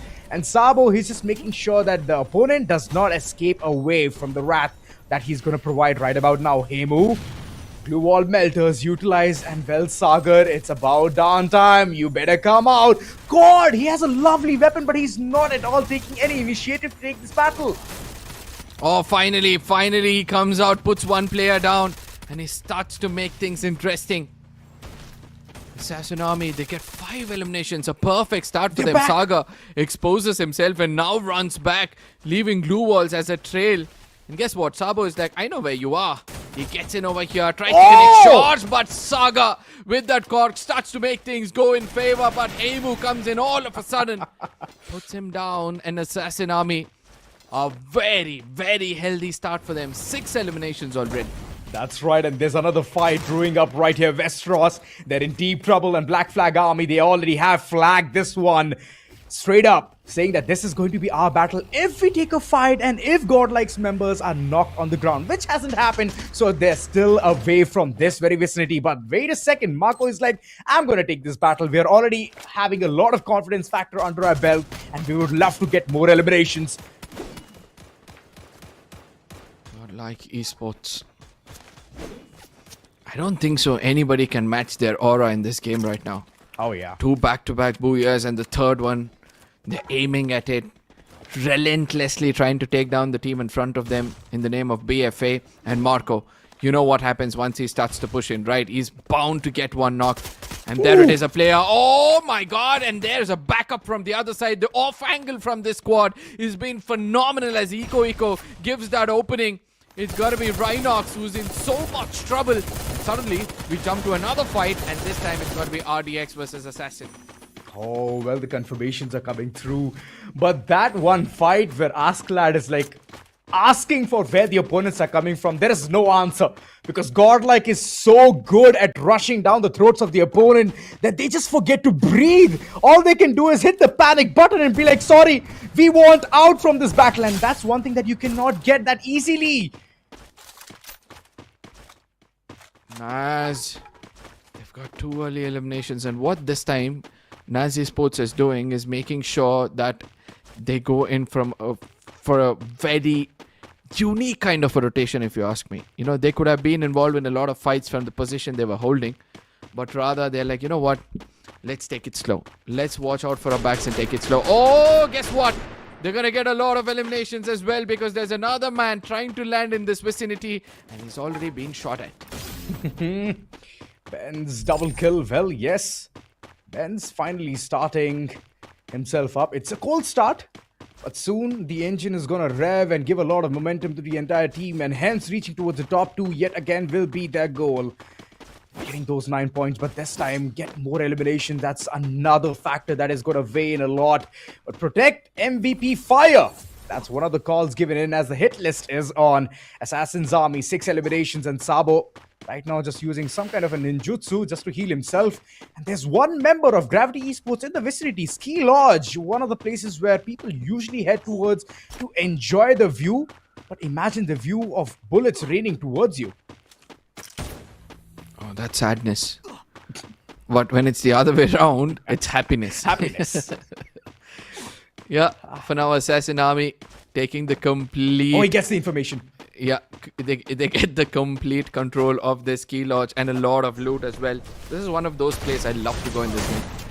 Nonetheless, we see that NG Pros yet again are in a bit of a trouble as Gopu gets taken down. Anubhav, his health is also starting to deplete, and he gets taken down. White Ghost is the only person near a vending machine who's able to bring back teammates. Now he steps out, lands one perfectly. And then ultimately, there's another player close by in the name of BOOYAH. Needs to get that distance. He's got that sniper in his hand. He sees BOOYAH. He lands one. Lovely shot. It's got to be the Chrono Shield and a glue wall to stop him right there. But now comes the melee. Will he get taken down? It seems like he will. There's no backup whatsoever. And ultimately, SMX, now they get their 10th elimination. And thanks to BOOYAH using his IQ. Way to impress our SKILLMAX, an FFC qualified team. They're playing it so well in this following map. So I was wrong when I said GODLIKE loves this map. It is SKILLMAX is maxing up on those eliminations. 10 to the name, it's a double digit nobody else has hit, not even a tier 1 team. GODLIKE, usually they're the ones reaching towards these numbers. This time they're playing it pretty silent as RNX. They're calling a rotation right underneath them, and they're going to reach towards the following designated location. But Gopu has been unfortunate so many times. The moment he takes a battle, even against SKILLMAX, he was shut down. Against Assassin's Army, he was shut down. And now against RNX, he's again shut down. Hopefully we see a different game from that of NG Pros. This is the last game where they can risk so much. Nonetheless, look at this calm before the storm. Always by the third circle, we see that teams tend to prioritize their rotation, try to get into the circle and make sure that they have a very strong footing inside the circle. As the circle seems to be happening towards the Brasilia region, but for now we see that Assassin Army and RNX, these are the two teams clashing it out, where we see that Wild Fox is already getting taken down and his teammate Ash is trying to find an off angle.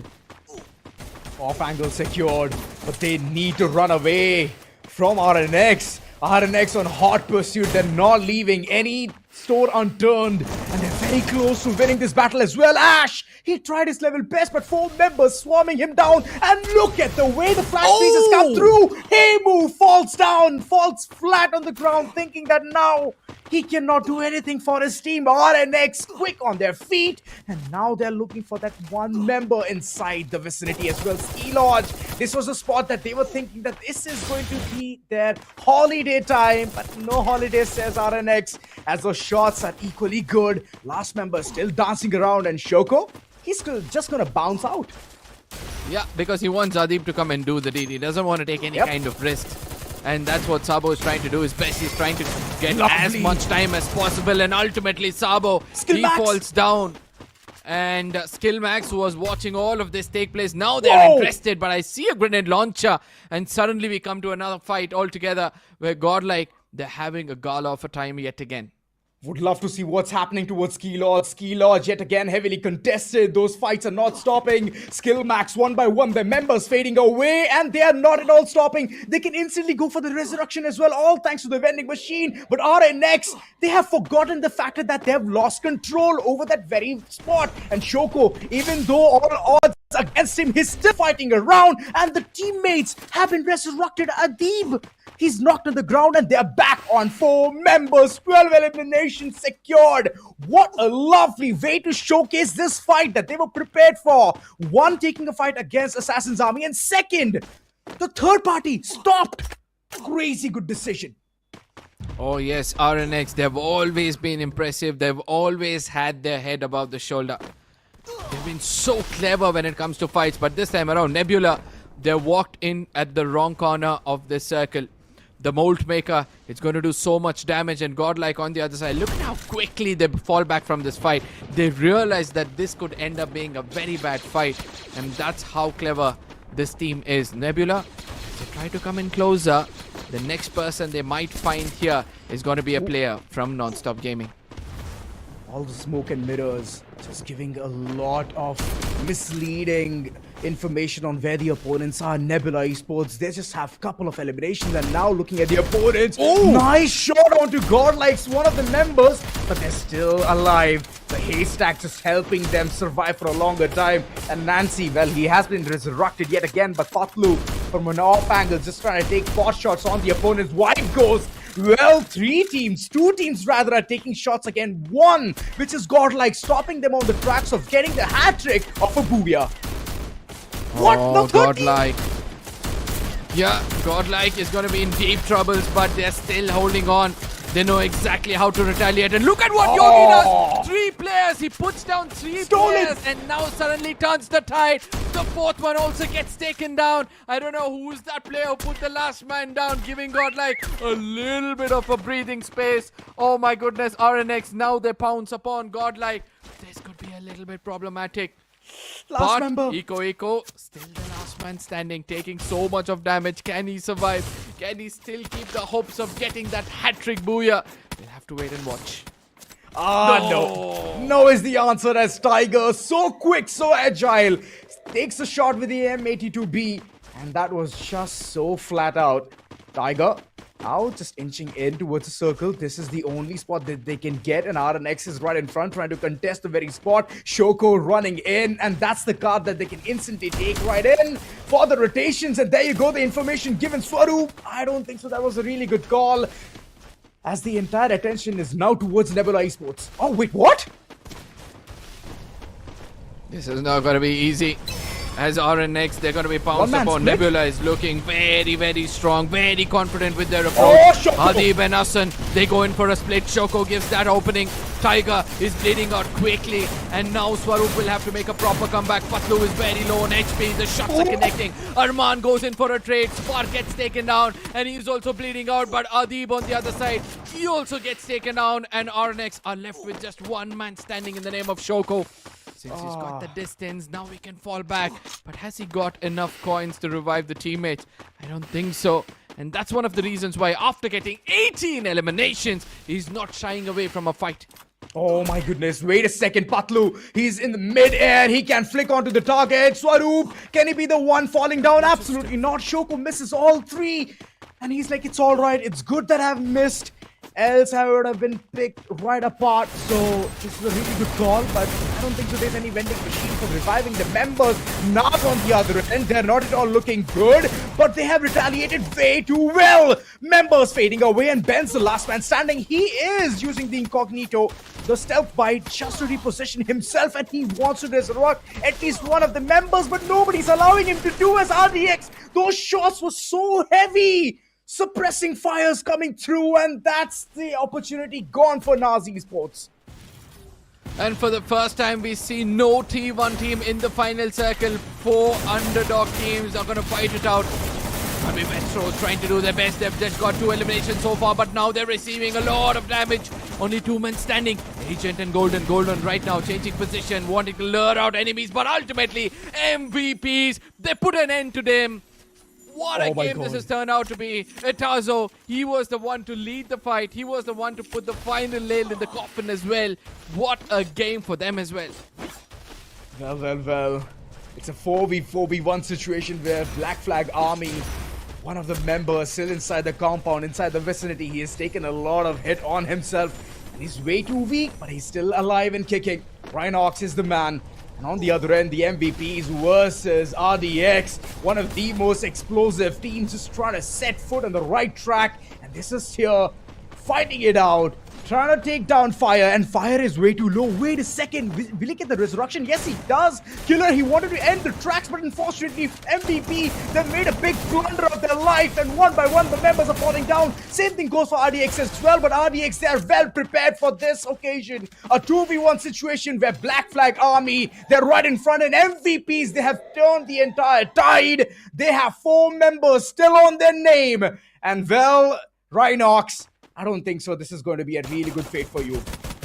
Yeah, oh my god, he puts one player, gets one more point for his team, a very valuable one, and it doesn't matter if he gets taken down now, but the BOOYAH, the much needed BOOYAH for the team of MVPs, as they were at the very bottom of the table, now they rise up, and they rise up to the occasion. What a game this has turned out to be. Purgatory, an unpredictable map, and finally, smiles on the faces, much needed.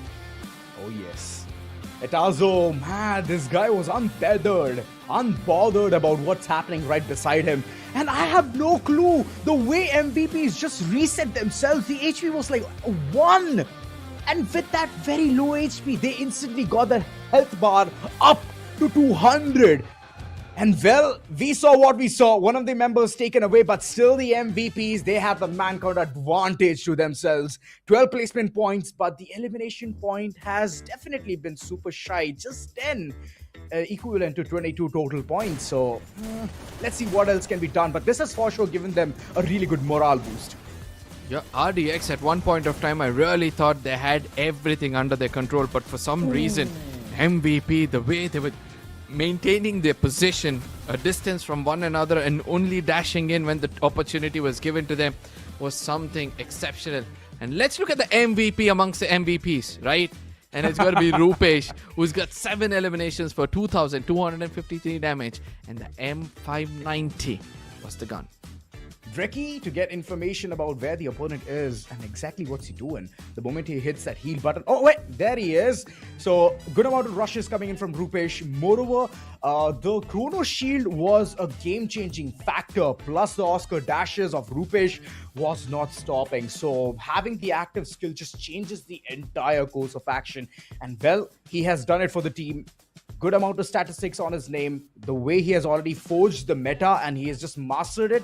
This is beautiful. Fire on the other end. We just saw him constantly just getting knocked on the ground.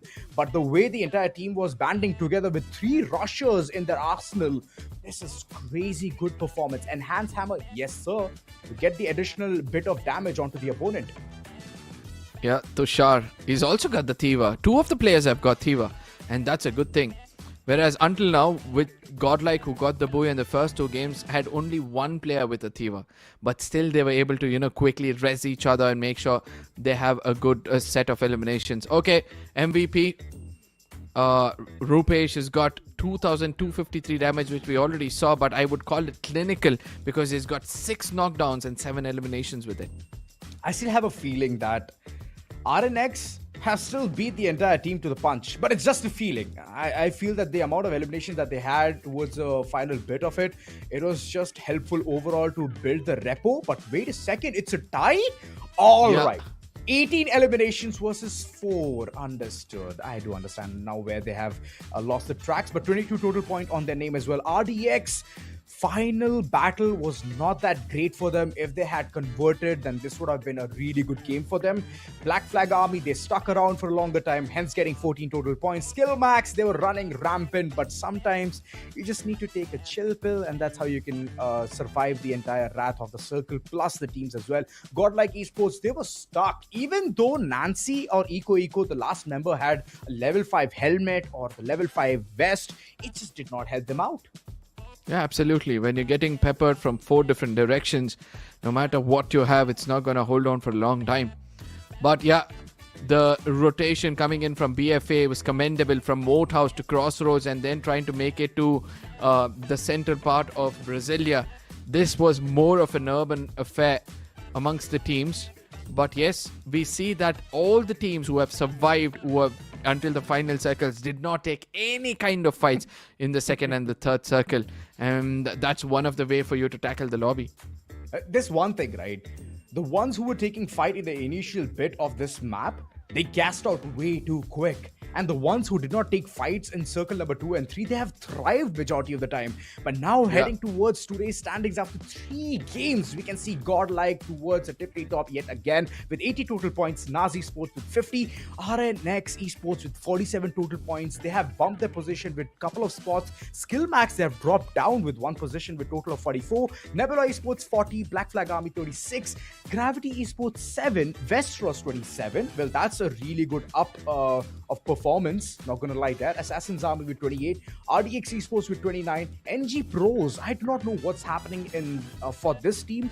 Specifically, the initial bit of the clash or the drop clash towards the lumber mill area was really good, right? NG Pros, they got instant 2 knocks, but they could not convert that on Assassin's Army. As long as they're there in the vicinity, they would love to thrive on the free points. You know, Assassin Army and NG Pros relying too much on their eliminations.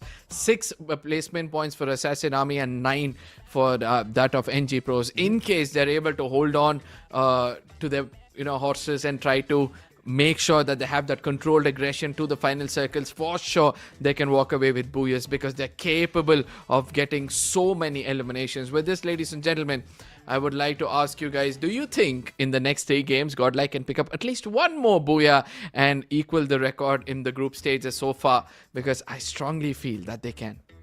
I feel that they can break the record of 147 total points. 147 is the one to break, and we have already seen it just yesterday. Moving further, all 3 maps are going to be even more power packed, so stick around, do not go anywhere, as we are going to take a short little break. Don't go anywhere. We'll be right back.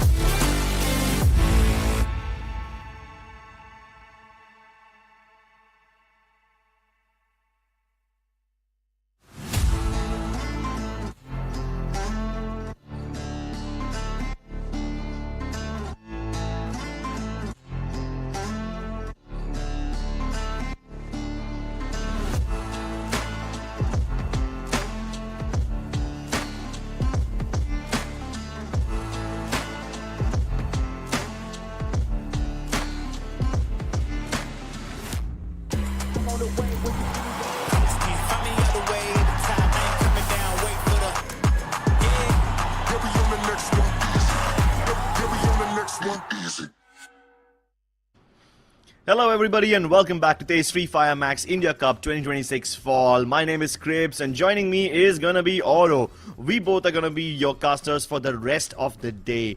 Ladies and gentlemen, there's only 3 games remaining.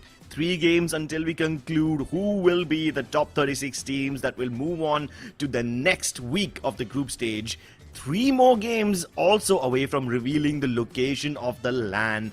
A lot of exciting things are going to happen in the next 1.5 hours, ladies and gentlemen. So get your popcorn restocked and get ready for some action.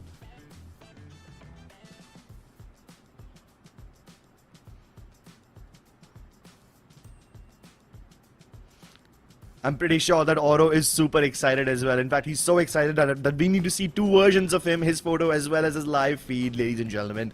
So, Oro, I think your excitement is like almost double of mine at this moment. I can only imagine that the audience excitement is like quadruple or something. I mean, I was so excited that I almost pulled the wire off my mic. See, guys, that's real. It's manifesting in real. Exactly. I mean, the way GODLIKE is playing right now, it's a one-way ticket. I mean, they've close to 100 points. They have converted, 2 games out of the 3 games they have played. They are playing so well that they are probably challenging themselves. Right now, our predictions comes in, and I have gone in for a safer bet because the top 3 teams right now are my predictions, to be honest, Crips. Yeah, the top 3 teams are a very good prediction to have. To be honest, I really thought I would also put in NAAZ Esports as one of my predictions because I knew they would do well.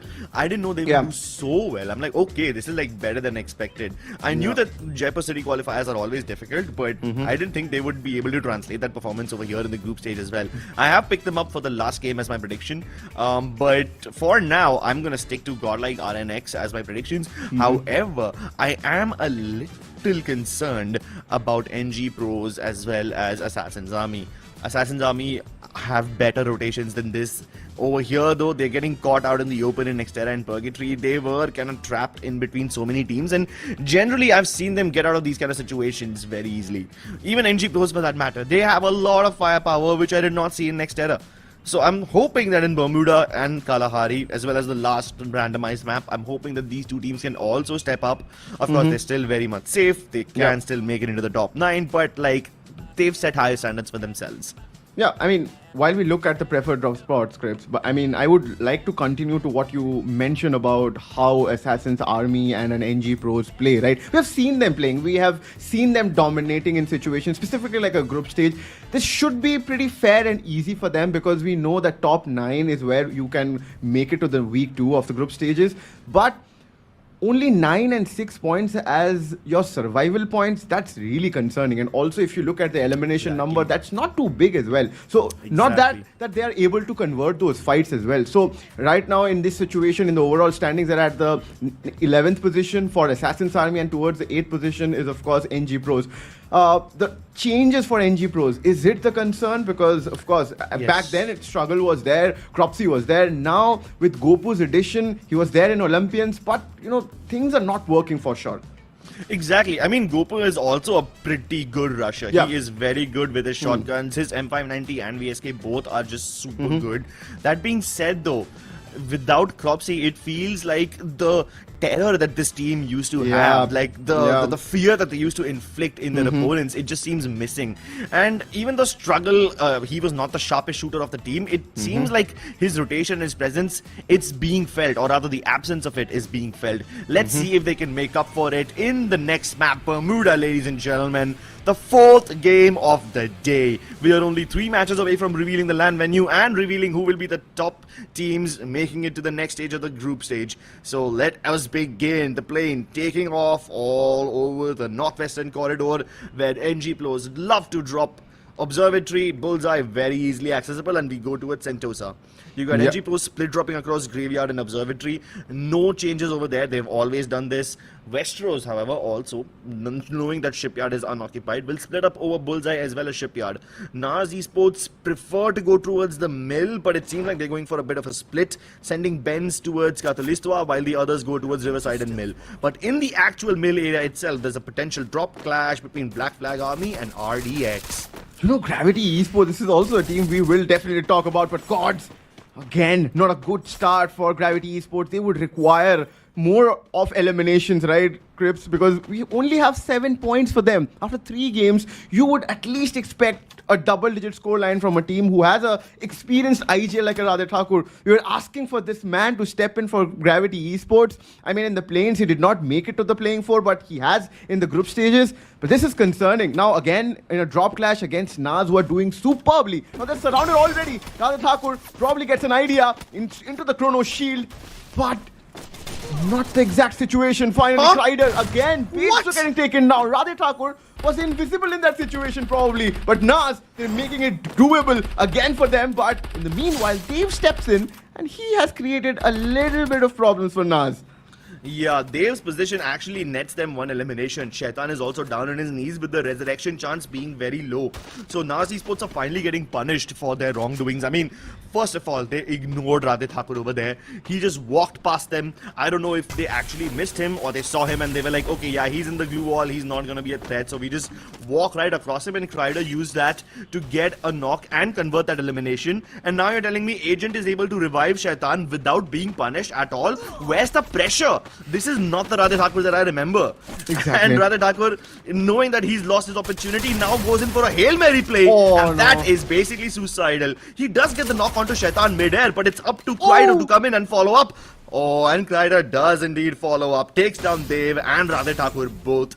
And NAAZ Esports, yes, they had a couple of knocks, they had a couple of losses, but they never really lost a player. And they did not give a single point away to Gravity Esports. I mean, they did give 1. They got 1 elimination, that's all. Yeah. Right now, it is RDX going up against GODLIKE, who are literally the final boss in this lobby, dominating everybody. Rancy, he has that Trogon in his hand. The time turner immediately used, and RDX Ram, he steps into that time turn. I don't know why did he want to do that, and gives Nancy that upper hand, and he created that for him. Nancy has that pick. Now RDX, they're split. They're away from each other, and they're running away. Black Flag Army is in the vicinity, Crips. I think few players just want to buy information, or they do want to fight this situation. If that's the case, it's going to be a little difficult. I think it's going to be very difficult. Hold on though. Now NAAZ Esports are also stepping up. They jump out of the monster truck hoping to take down Nancy. But Marco from the top of the hill is providing good cover, so it's up to Crider to somehow deal with Marco. Nah, he can't deal with them either. Crider just walks away. He's left Shaitan and Agent to their own devices. And Agent actually does really well. He's hitting shots like the Agent 007. Gets the knock onto Marco. Can he get the confirmation? Not just yet. Oh no, Nancy almost going for the res. He even had the Tiva. If he just reached Marco, that res would have been possible. But now GODLIKE down a member. They get 1 knock. Nancy confirms it, but they get shot once again. And as soon as they recover Marco, they lose Yogi. Luckily for them, Eko is right next to a vending machine. But now Eko is also down. So no more buybacks possible. Oh, hold on. Who else is here? Nebula Esports come in for the third party Euro.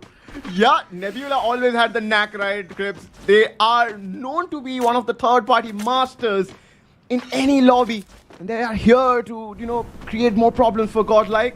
But I think for now the fight has stopped, and all of this has shifted to Cthulhu's Tiva, and this is non-stop pros we're looking at, and this is Graveyard and Westeros. They're literally split. They have 3 eliminations. Gopu and Badal and Anubhav, 3 of the players are on the move. They are probably rotating away from the situation, but probably I would want to know what's happening against, you know, GODLIKE and RDX, because Nebula definitely are taking some pot shots against them. Yeah, GODLIKE and RDX are also fighting. I would love to take a peek at that battle, but for now, Assassin Army are doing really well.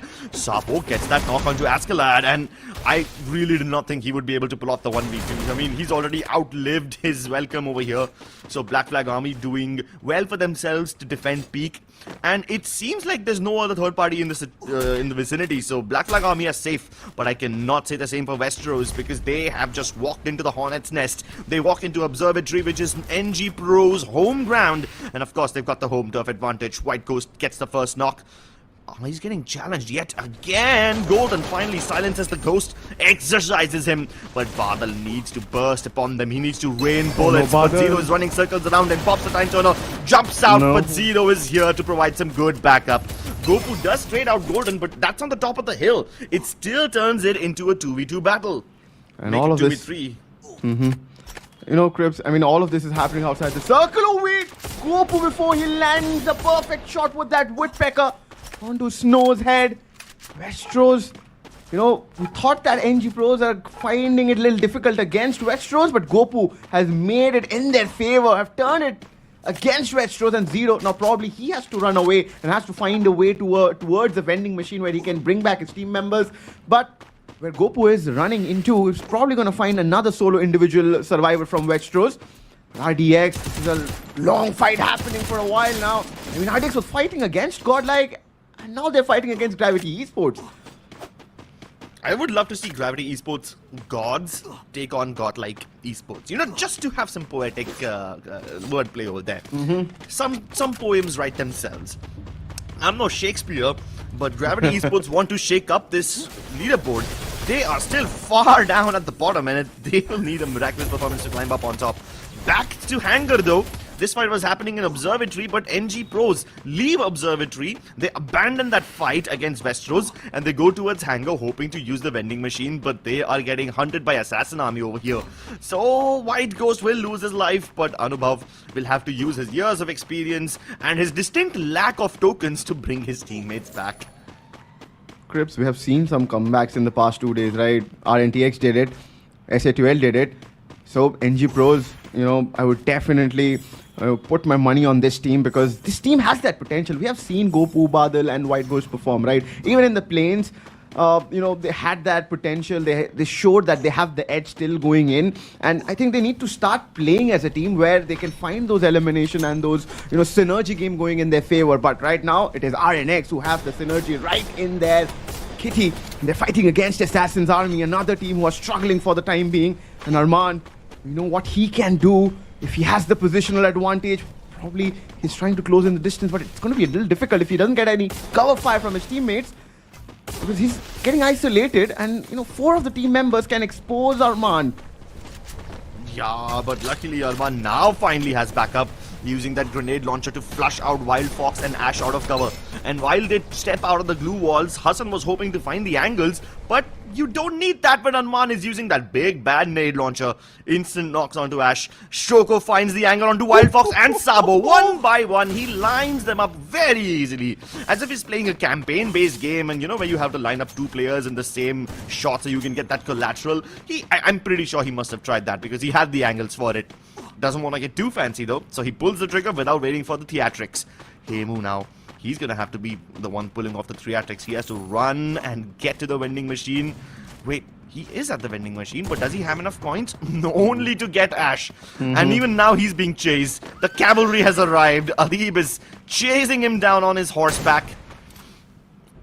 How much longer can he actually survive though? Hemu's survived much longer than I thought. Finally. Adib puts him down. Valiant effort. I mean, that was desperation all over, Crips. It should be, because look at Assassin's Army. They're towards the 11th position. The caliber this team had the last time we saw them. I mean, that was the very first time we were witnessing the likes of, Assassin's Army. Sabo, Hemu, they were, raw. They had the gun game. But today, this feels like, very unlike them, and they are going through a very rough patch which they have to figure out to come out, because this is the 4th game. If they get eliminated somehow, it's going to be more difficult. But if we talk about comebacks, we have to talk about this team. This team definitely, converted a BOOYAH in the previous game. Confidence is there, but they're going to fight against Nebula right now. And this is all happening outside the play circle. Chris, I remember you saying that people have been playing Bermuda very wrong. I mean, so many fights happening outside the play circle. I mean, luckily this is just the 3rd circle, right? And it's about to start shrinking. So it's not like you will be completely cooked by the zone. Oh my god, but Assassin Army get cooked. I wish I could have seen that. I do believe that was happening somewhere in Cape Town, but I could be wrong about that since that fight happened off screen. But just next to Keratin, while these guys are trying to get inside the circle, Black Flag Army looks to gatekeep them And while Aslad gets that choke on spray, he's able to convert it and transfer it onto Jeet as well. Great stuff by Aslad. He's been winning his duels all day. Whether it's against his opponents right now, or whether he was doing that in the dam area, Black Flag Army have been putting a lot of faith in Aslad. And he often gets isolated, and yet he doesn't get punished for it somehow. That's actually a very rare thing to pull off. Black Flag Army, they have already converted 10 eliminations, and look at the circle. You know, even though it's the third circle, but Godlike, they have a good control. And if you give this team that much amount of space, they will be able to convert more. They already have 6 and probably can put pressure onto teams who are probably looking to come inside the circle. And SMX can be the one. SKILLMAX, oh my god, they are looking at the barrel of a shotgun named Godlike. More like the barrel of a rocket launcher. Yeah. Can you imagine what FFMIC would be like if they had actual rocket launchers? Not talking about grenade launchers, like imagine rocket launchers. That's what Godlike Esports feel like today. In fact, when I started the show, I almost said, ladies and gentlemen, welcome to the Godlike show, instead of saying welcome to FFMIC India Cup. Yeah. That's how good they were playing. So yeah, Godlike Esports definitely on a roll today. Even though it all seems like it's calm because they're just on the top of this hill and just waiting for the next phase to come through. Oh, this is the good one. Now we finally know how Assassin Army died. And that was an observatory. Yeah. How did they end up in observatory? I remember they were somewhere in hangar. They were trying, Hemu was just running around in hangar, and then he got hunted down, and then he had to go all the way to observatory to get the res. That's just very unfortunate. Imagine having to spend so much time to do that. That being said though, NG Pros have also lost one player to the zone, and they were still outside the zone up until now. They just entered via the riverside area. So Godlike Esports can gatekeep them even now as they try to head in towards mill. And as of now, Godlike Esports just enjoying their high ground advantage. Nebula Esports succumb under the pressure, but I wouldn't be surprised when the circle has been this cruel. Godlike Esports, they still have to move a little inches inside the circle. Now they have to leave the higher ground. But the question is when, because they can control a lot of teams' movements while holding the spot.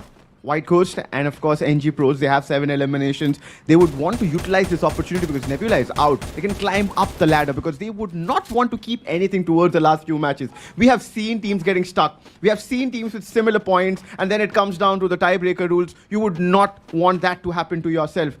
You would want a comfortable qualification to week 2 of the group stages. 36 teams. We're going to get the 36 team scripts. This is going to be awesome to look at. But right now, RNX, they're locking horns against NG Pros. But Hassan, he wants to do it with using a vehicle. He was speeding up, but somehow he gets some shots connected onto him. And the fast pace has been slowed down.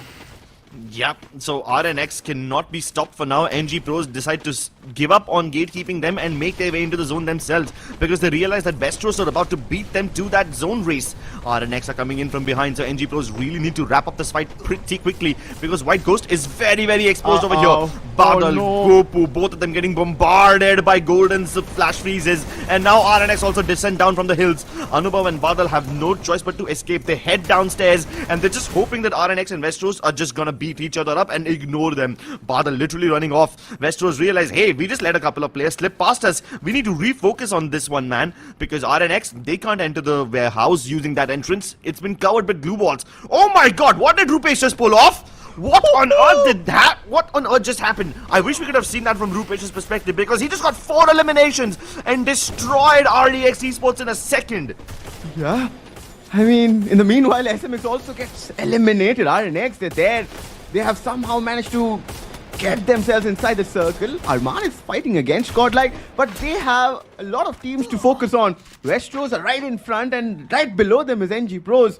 And this circle is obviously going to create a lot of problems for a lot of teams. Right? Not for Godlike. Survive. Yeah, exactly. Not for Godlike. Godlike have been, focusing on the circle shift from the word go, and that's why they have again ended up finding a good position. But RNX, they are inside this warehouse, and they're right now thinking where to focus. Because if they come out of this warehouse, they first will have to focus onto Westeros, who are just waiting. And look at NG Pros. I mean, they were almost got sandwiched by Westeros and, RNX, but somehow managed to escape. But they cannot escape this. They cannot, fall back from every situation. They have to fight NAAZ this time, and the fight is right up. NG Pros cornered, and a cornered rats, they fight the hardest. Marco now raining fire from above. He takes down MVP player Rupesh, however, will be able to return the favor by knocking Marco instead. Nice. Good one over here, but NAAZ Esports are closing in against NG Pros. They have a decent advantage using these shipping containers for themselves. And NG Pros, on the other hand, they just are getting peppered with every single nade that comes in their direction. Even Badal goes down to Golden. Gopu's trying to go in for the res. Yeah, but that Diva, even though he's got it, he will have to heal himself as well.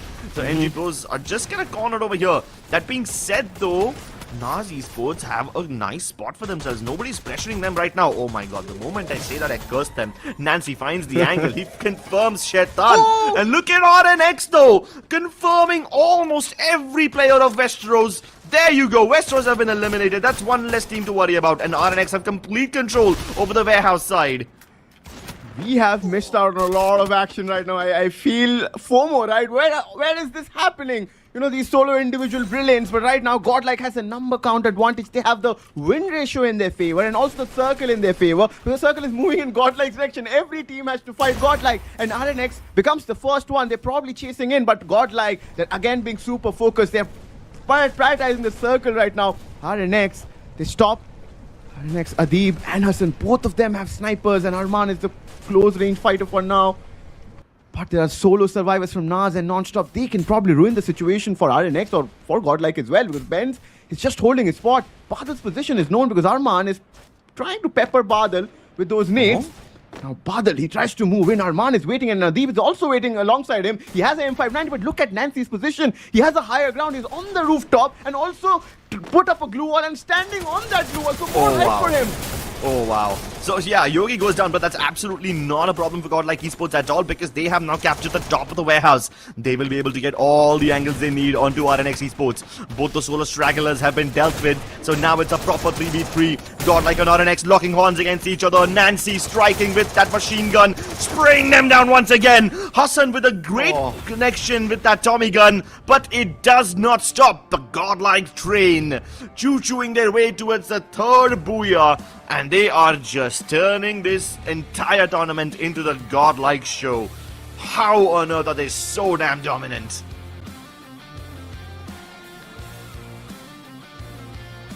That was a rhetorical question. I did not expect an answer from Oro anyway. But damn, it's crazy how he's just left silent by all of this. Nancy, Yogi, Marco, Eko, every single one of them stepping up when the situation calls upon them. And it was a great movement by Marco over there to get up on top of that warehouse. Even Nancy going in for that high ground, even though it was a risky play to go in a bit too soon, he decides to take that risk because he would much rather lose one player, lose Yogi, instead of just losing the entire circle to RNX. And that risk really pays off. Yep, this is the third BOOYAH. I mean, we have seen 4 games, and among the 4 games, 3 have been converted by GODLIKE Esports. Wow, that is some kind of a performance. They have been, gauging the lobby so well. They know what these teams are capable of, and that's why, they have been pressurizing at the correct spot, and they have been able to convert almost all the fights. The rotations have been picture perfect. Yogi has been pulling off some amazing circle predictions, and the way Eco, Nancy and Marco has been creating support, that's, crazy. We saw the construction work being made on the rooftop itself by Eco and Marco, and even Nancy came on towards that position because he was the first point of contact. He had the M590, and we know if that guy, is given the liberty, he will probably take the building down, and he did that towards the last circle against RNX.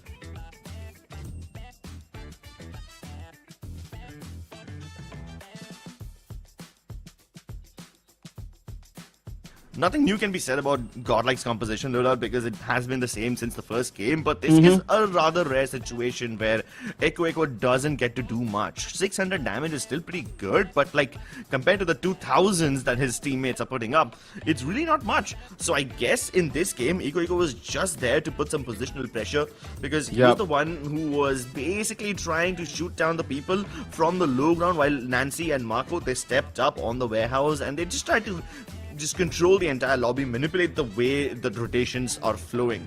Especially since they were controlling the top of the hill near Mill, they were able to manipulate so many teams in that kind of a situation. They were able to basically ruin SKILLMAX's rotation, they ruined Nebula Esports rotation, and I mean, I don't know what happened to RDX Esports. They were the victims of RNX.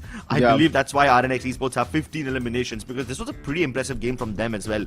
Even Black Flag Army, they did not have many spectacular moments, but 13 eliminations is still pretty damn impressive. Yeah, I mean, other than GODLIKE and RNX, I feel all the other teams are playing like support characters right now, Crips, and GODLIKE and RNX are probably the antagonist of the story. And GODLIKE has been delivering so consistently that they have ended up converting 3 games out of the 4 games they have played. So, I mean, they are qualified, I can say that comfortably. But who are those 8 teams who will make it? Because one slot is confirmed by GODLIKE, that's for sure. And here comes the circle analysis, and here we will get to know that GODLIKE didn't have to move an inch because they...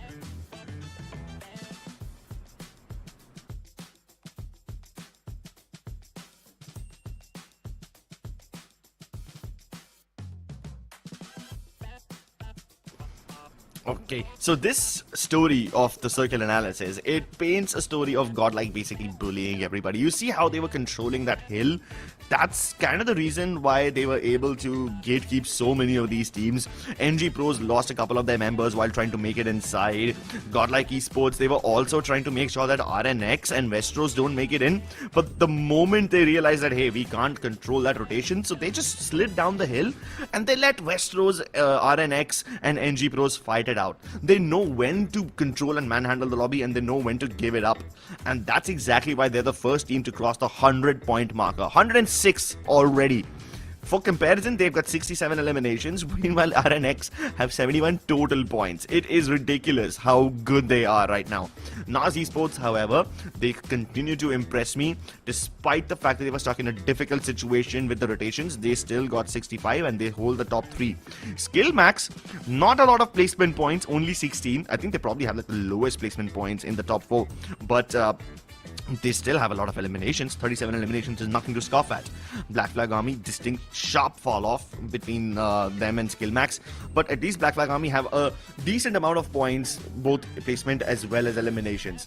RDX, Assassin's Army and Gravity Esports, what is happening to them though? Because these 3 teams are in so much danger.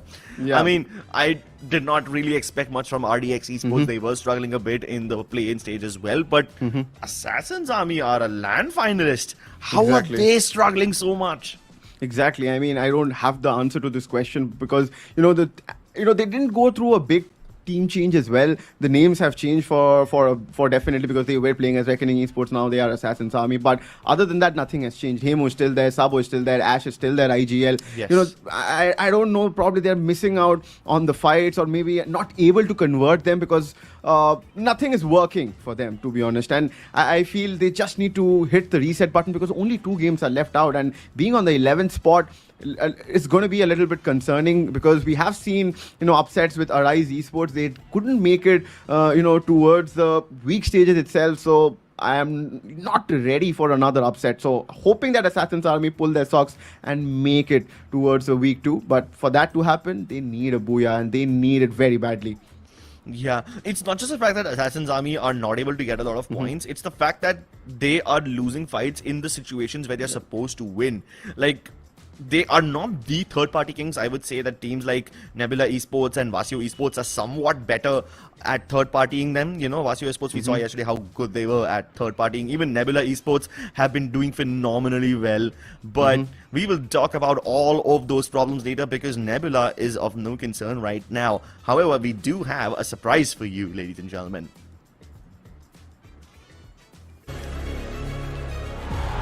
It is forged, beaten, broken, burn until it holds an edge. The weak melt away. What remains is forged. And when the fire calls again, only the sharpest answer. A new arena awaits.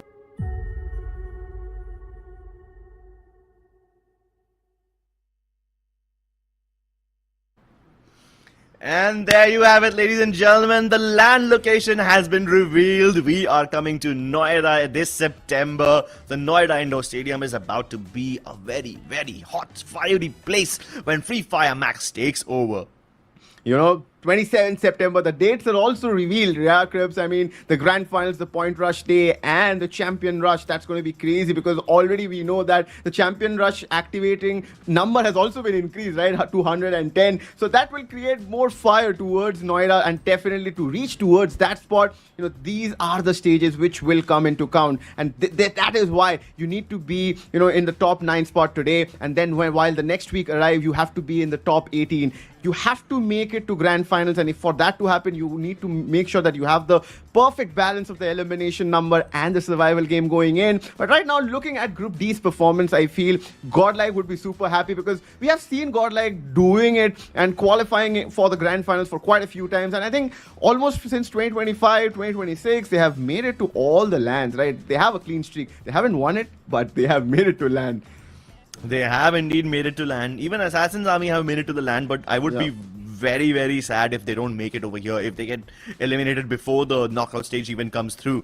That being said, though, I am very excited to go back to Delhi, to go back to Noida. That place has always been an energetic place whenever it comes to LAN events. We've seen a couple of esports events in that particular stadium as well, but now it's time for Free Fire Max to take it over. I was just in Noida a few months ago for the BOOYAH Awards, and even though there wasn't much of esports, even though BOOYAH Awards, the best thing that the audience can do over there is just meet their favorite creators, they were still so energetic.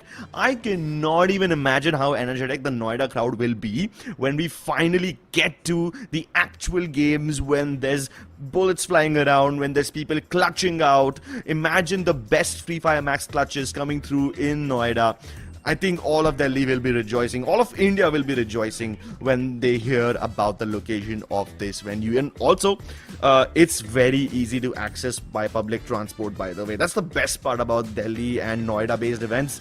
It's just so easy and convenient for the crowd to come in there as well. Yeah. So I'm very excited for that LAN finals. However, I think I should now refocus my attention to the upcoming game on Kalahari. Yeah, I mean, the preferred drop spots are here, and by the looks of Refinery, this is not going to happen. I can bet that GODLIKE is definitely going to either contest Command Post or Refinery because they like to fight. But looking at the other teams, for example, like an RNX or a NAAZ, I mean, so many teams out there, I mean, I cannot keep account, like Westeros and so many other teams who are wanting to go towards Refinery, because I feel these teams have been hiding their drop spots because they do not want to reveal their strategies, which is fair, to be honest. But right now, I mean, more than revealing your strategy, you would need points. And specifically for teams like Westeros, the MVPs, even though they converted a BOOYAH, but they again couldn't be consistent, Crips. Exactly, and we've seen this problem before. We've seen how a team, even after getting BOOYAHs, were not able to qualify. We've seen that happen to LXP, and that is just really, really unfortunate. I would hate for that to happen over here again, because that was a pretty impressive BOOYAH. But if you can't be consistent, unfortunately, you will not make it. You have to stay out of the bottom 3. Only the top 9 teams will make it, and they have 2 games to get into that top 9, ladies and gentlemen. We are starting with the penultimate game of the group stage week 1. Put your hands together for Kalahari. Wow, Kalahari it is, Crips, and this is going to be fun because this is going to be the second last game and everybody needs to buckle up, and I see a flurry of teams jumping towards the southern part, and this is going to be interesting. Are there any clashes happening? Because I see Gravity Esports again probably interested in a clash against NAAZ Esports because they're both are flying towards sub. And I see GODLIKE as expected. Oh my goodness, I mean, they want to contest Refinery and also Command Post. That's a big announcement. And if they're able to, you know, defend, because I see RDX jumping on Command Post. Yeah, I mean, if there's one team who can pull off a split drop like that in some of the most hottest, some of the heavily contested locations, it is none other than GODLIKE. But for now, in Stone Ridge, we have a massive clash between SKILLMAX as well as Westeros. Keep in mind, Westeros desperately need those points. SKILLMAX is still rather safe, so even if they lose a couple of players over here, it should be fine for them. It's not the end of the world. Rian manages to get the res, he buys back Satwik, but he's Sagar before he can even land the ground. Satwik and Bhavya will be down and out. it's legitimately a concern right now, because if it wasn't for SKILLMAX getting that buyback, if it wasn't for Rion using that vending machine, they would have been eliminated right now. But this is a good start for Assassin Army, because they also desperately need those points. Yeah, absolutely, Assassin's Army. This is a desperate start. This had to be on the cards. 4 elimination points. This will give them the confidence, Crips. Probably they would, settle down and be comfortable and talk to each other, because sometimes, the brain just shuts off while you are facing such situations. But the fight is not done for, because Hemu, the position he is in, is probably moving in towards NG Pros. And that is not a good scene to be in. But for Roger, I mean, Eco or any one of them can find him, but if they're not looking down... Oh, wait. Did they find anyone? I think so. Roger is spotted, and Godlike! Eco with the charge buster! Wait! Did BFA player did manage to counter-attack in that situation? No, Roger is still alive. Oh, yeah, Roger finally goes down. You said it, Oro. You just had to say it and jinx him, didn't you? I mean... Marco shoots him down with the P90 of wall weapons. It's not even one of his strongest weapons.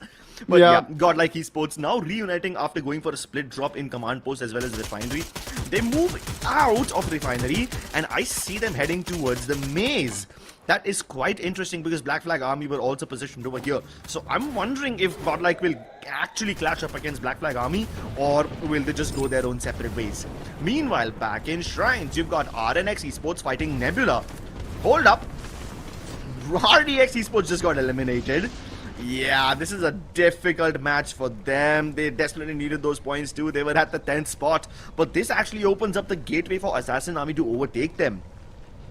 Gravity Esports right now locking horns against NZ, which is NAAZ.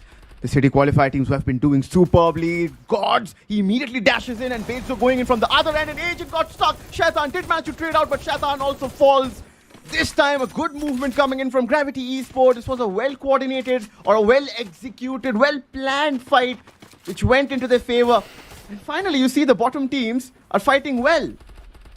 Yeah, they're fighting really well. Hold up though, there's a potential third clash. RNX, they were busy fighting Nebula Esports, but NG Pros have entered the vicinity. Goku sprays out Arman. That Mag 7 doing really well. It is a death sentence to basically go up against Goku in a tiny corridor like that. He will spray everybody down.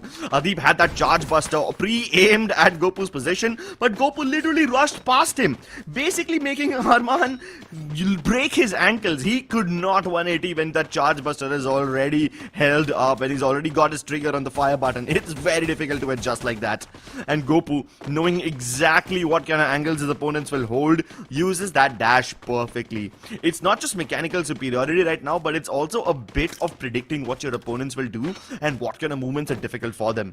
So now that they've wiped out most of RNX, they are looking for the next target. They're looking for Nebula Esports. But what they don't know is that they will eventually end up clashing against the MVPs as well, because MVPs are the fifth party in this spot. And NG Pros are also there. I mean, we cannot forget them, because I can see one of the players or one of the members from NG Pros is there towards the hilltop. And Nebula, they're also there. So this can turn into a 3-way fight or probably a 4-way fight, but I see NG Pros are moving away.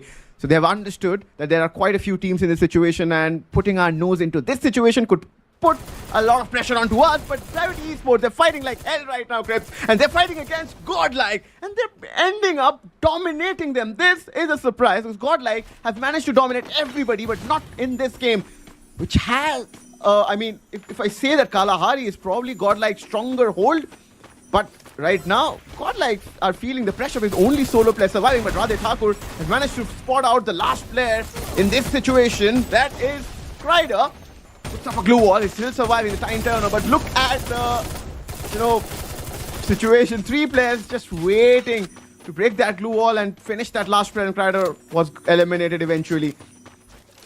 Wow, well, Gravity Esports, it seems like they've finally woken up. 10 points in 4 games, but suddenly in the 5th one, they got 9 eliminations already. They basically doubled their score in a single game, and yet they are still in danger. However, right now the danger is just floating above NG Pros. Oh my god, Badal had no idea Rupesh was already invading his house. Gets up on top of that staircase. Even Goku tries to escape, hoping to get that repositioned, but MVPs, they let him slip by. And that could be the mistake. That could be their undoing. Etazo is closing in. They're trying to spot out the few members. But wait, Gopu is in a center situation between NAAZ and Etazo from MVP. And Gopu gets spotted out by NAAZ. They were all trying to, utilize the vending machine there. And Etazo, he understood that there are two more members, but those aren't my teammates. They are from NAAZ. And Agent and Shaitan are holding the spot. MVP doesn't need the vending machine for now, but they need the elimination numbers. He has a Max 7, can use the gravity blessings to his advantage so that he can block off those throwables. But the electrotherapy is on, Agent gets taken down, and NAAZ are still there, still surviving, still fighting. Rupesh is bamboozled because Shaitan is in a different angle, dashes out in this situation, comes back again, but Shaitan finally gets shut down, and MVP, they end up winning this situation. Oh, they need to win it all over again. Oh no, there's a 6 party now. Oh, Black man. Flag Army has come in. Oh, no. Why are they coming up to Old Hampton? They can just easily gatekeep them in the zone. But hey, I guess instead of fighting in Shrines, Black Flag Army would much rather fight in Old Hampton, where there's access to the vending machines and 2 of their players are right next to Foundation. But what they don't know is that Godlike and Gravity Esports are also coming towards Foundation. So Black Flag Army will have to full commit to this fight. They cannot half-ass it, and they have no longer access to that vending machine anymore. Asklad surviving despite getting shot by so many bullets, but I can't say the same for Phoenix. Gets shot down. Oh no, wait a second. Black Flag Army continue to be in a bit of danger as Asklad, now he's been discovered, getting rushed. Tushar going around for the flank. Etazo on the other hand, he's trying to get the angle onto Asklad, but I think he just had his ankles broken. Asklad tries to get inside the maze, hoping to isolate that fight against Rupesh, but fire is right around the corner as well, so they basically turned into a 1v2. Yeah, there was no way he was surviving that battle. MVPs not making too many unnecessary movements, making sure that Black Flag Army overextend, and they never basically make any mistakes. Black Flag Army, all their mistakes were baited out by them, and they paid for it with their lives. Look at that last member running for his life now. Meanwhile, Gravity Esports just, I don't know, man, they're just really not having the best time over here. Godlike just destroying them. Oh no, poor Black Flag Army Rhinox, he also gets caught in the crossfire. He was just trying to run away from his previous opponent's MVP, but he runs into Godlike instead. Yeah, I mean, does he have the gas to run away to a vending machine? I don't think so, but wait, Yogi gets taken down, so there's some resilience being shown, but that was it. It was only Yogi he could take down, but what? Did he have a file? I mean, he was bleeding so fast that not even Marco could reach on time. Even though he dashed, used his Valiant dash, but, the vending machine is nearby, so definitely Yogi will come back. So not a big deal of a problem for Godlike, but if you look at how the game has gone in for Gravity Esports, just sums up the day. They try to bring back the teammates, and the last player surviving right now is God, is spotted by Nebula, and four of the players are going to chase him. He dashes, and he gets into a vehicle. Oh no, he gets stuck into a rock. Now he has to run for his life, and he won't be able to, and that just sums up the situation and the day for Gravity Esports. So unlucky, Crips. Yeah, that rock had way too much gravity, attracted the car right towards it. Gravity Esports succumbing under the pressure, but MVP continue to hold on to their horses. They are challenging RNX Esports really well, and they invade Hassan's time turner to get that knock. Shoko also very low on health. It's gonna be a while before he can get back into this fight. Adib also popping that med, but he gets destroyed by fire. Lovely Kar98 body shot straight to the chest, puts him out of his misery. Shoko, he was trying to get the angle onto MVPs, but now it's going to be his responsibility to quickly head over towards the vending machine. Choco's already over there. Oh, he just rezzed Hassan before he got taken down by Atazo. In the nick of time, just with milliseconds to spare, RNX buy back one of their teammates. MVPs, they've ended up getting 13 elimination scripts, and they're looking strong. When you look at Rupesh, he has already pulled out a 1v4 in the previous game, which we couldn't witness though, but we have 6 eliminations on his card. But look at Assassin's Army towards Foundation. They're also belting. In Assassin's Army, the focus shifts onto Nebula Esports. Patlu is the last player surviving. He's the IGL, but probably he needs to lead his way out from this fight, but he couldn't.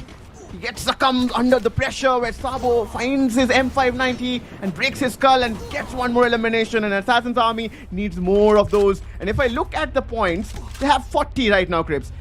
RDX are eliminated, so, moving up is easier, but Westeros needs to go down, and so is NG Pros. And then only then, I think Assassin's Army can eye the chances into qualifying for the next week.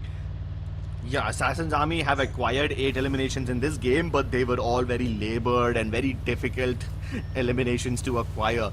It would mean the world to them if they can get a lot more, but it is gonna be a very steep uphill climb, especially when the circle is also heading north. You got Westeros in the Bayfront quad compound, you got SKILLMAX near the river edge. This is a vulnerable position to be in, but luckily there's no team towards the south of them, so they should be safe. Even NAAZ Esports are quite far away from them, so they're not in immediate threat just yet. Oh, excuse me, Arman, hello! They knew even the vending machine, so MVP find him, and even RNX is out. Still, it doesn't make the job easier for teams who desperately need the points. Teams like Assassin Army, Westeros, they're still not that much safer. But MVP now controls shrines, and now this is the entire northern corridor which belongs to them. Now, there is a chance, a tiny chance, that Nebula Esports might run into MVP if they use another rotation, if they stick to the circle. But I guess we will have to wait and watch where the circle will shift in order to actually determine this, which should be any second now. Oh my god, it pulls so hard towards the right hand side, and it lands right on top of the Bayfront quad compound. Great shot by Rupesh. Rupesh is still alive. I mean, there was a Riptide Rhythm also thrown from his teammate's side, and Swaroop immediately gets picked off, and Nebula Esports are getting belted from MVP's end, and they're stuck and fire with that Kar98K, breaks his head. Tiger is just putting in those glue walls and trying to buy time, but it's not going to be easy. And look at the other direction. This Assassin Esports, we're going to cause more problems for Nebula. I don't know how is Nebula going to make out of this situation, because Spark is just trying to buy time using that coconut tree. Imagine having a coconut tree in the desert. I mean, geologically it makes no sense. But it also doesn't make sense for Nebula Esports to be even caught over here, right? Like I said that Nebula Esports might get in trouble if they run into MVPs in that northern rotation. But they're not even going for the northern rotation. They're just going straight to the circle, and yet MVP managed to find an angle onto them. Now look at that. MVP, they give up on that position and go towards the buildings already. They go towards the Bayfront quad compound. 4 houses, all 4 occupied by another team. SKILLMAX get a knock onto Marku, but that's a very inconsequential knock because GODLIKE can easily res. They've got the double balcony house. Westeros have the L-shaped. MVP, yeah, their compound is also quite difficult to rush, with SKILLMAX having a similar one. I guess none of these teams will leave this house until the circle forces them to, right? I mean, they're just gonna stay here now.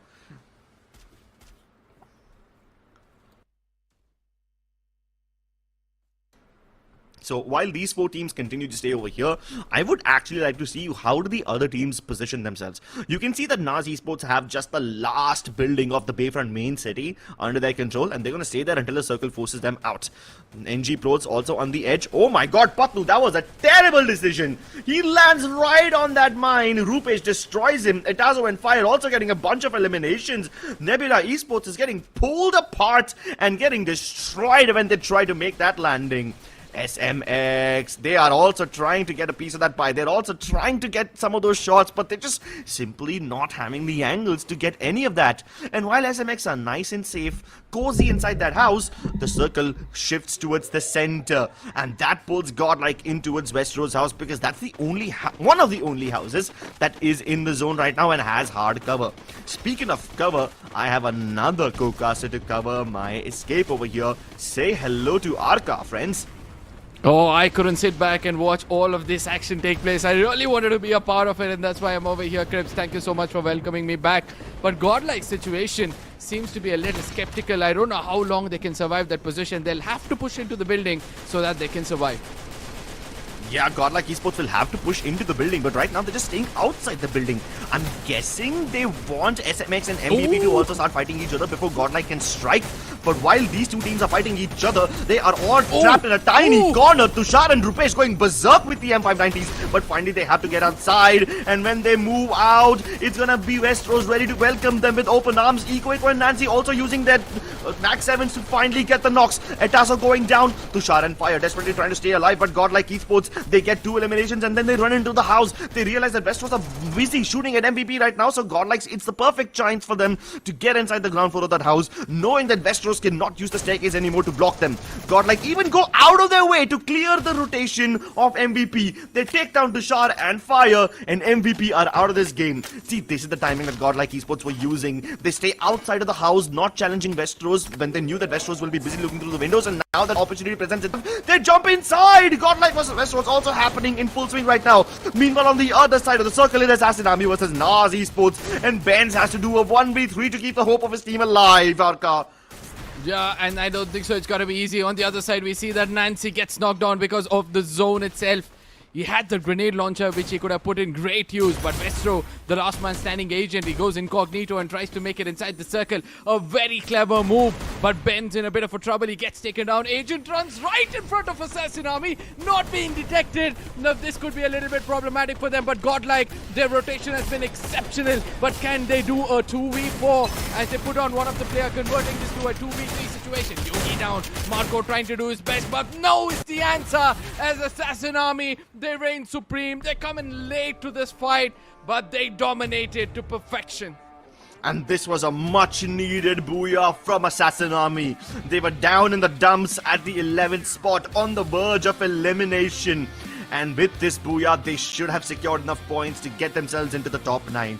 You can finally see Sabo and Hemu breathe a sigh of relief. These guys were holding their breath. Ash is still trembling from the adrenaline. He hasn't really experienced such an adrenaline spike since the 2026 spring season. And now finally, when all the pressure is on them, when all the eyes are on them, and when the moment calls upon them, they deliver when it matters the most. 18 eliminations with 12 placement points puts them safely at the 30-point mark.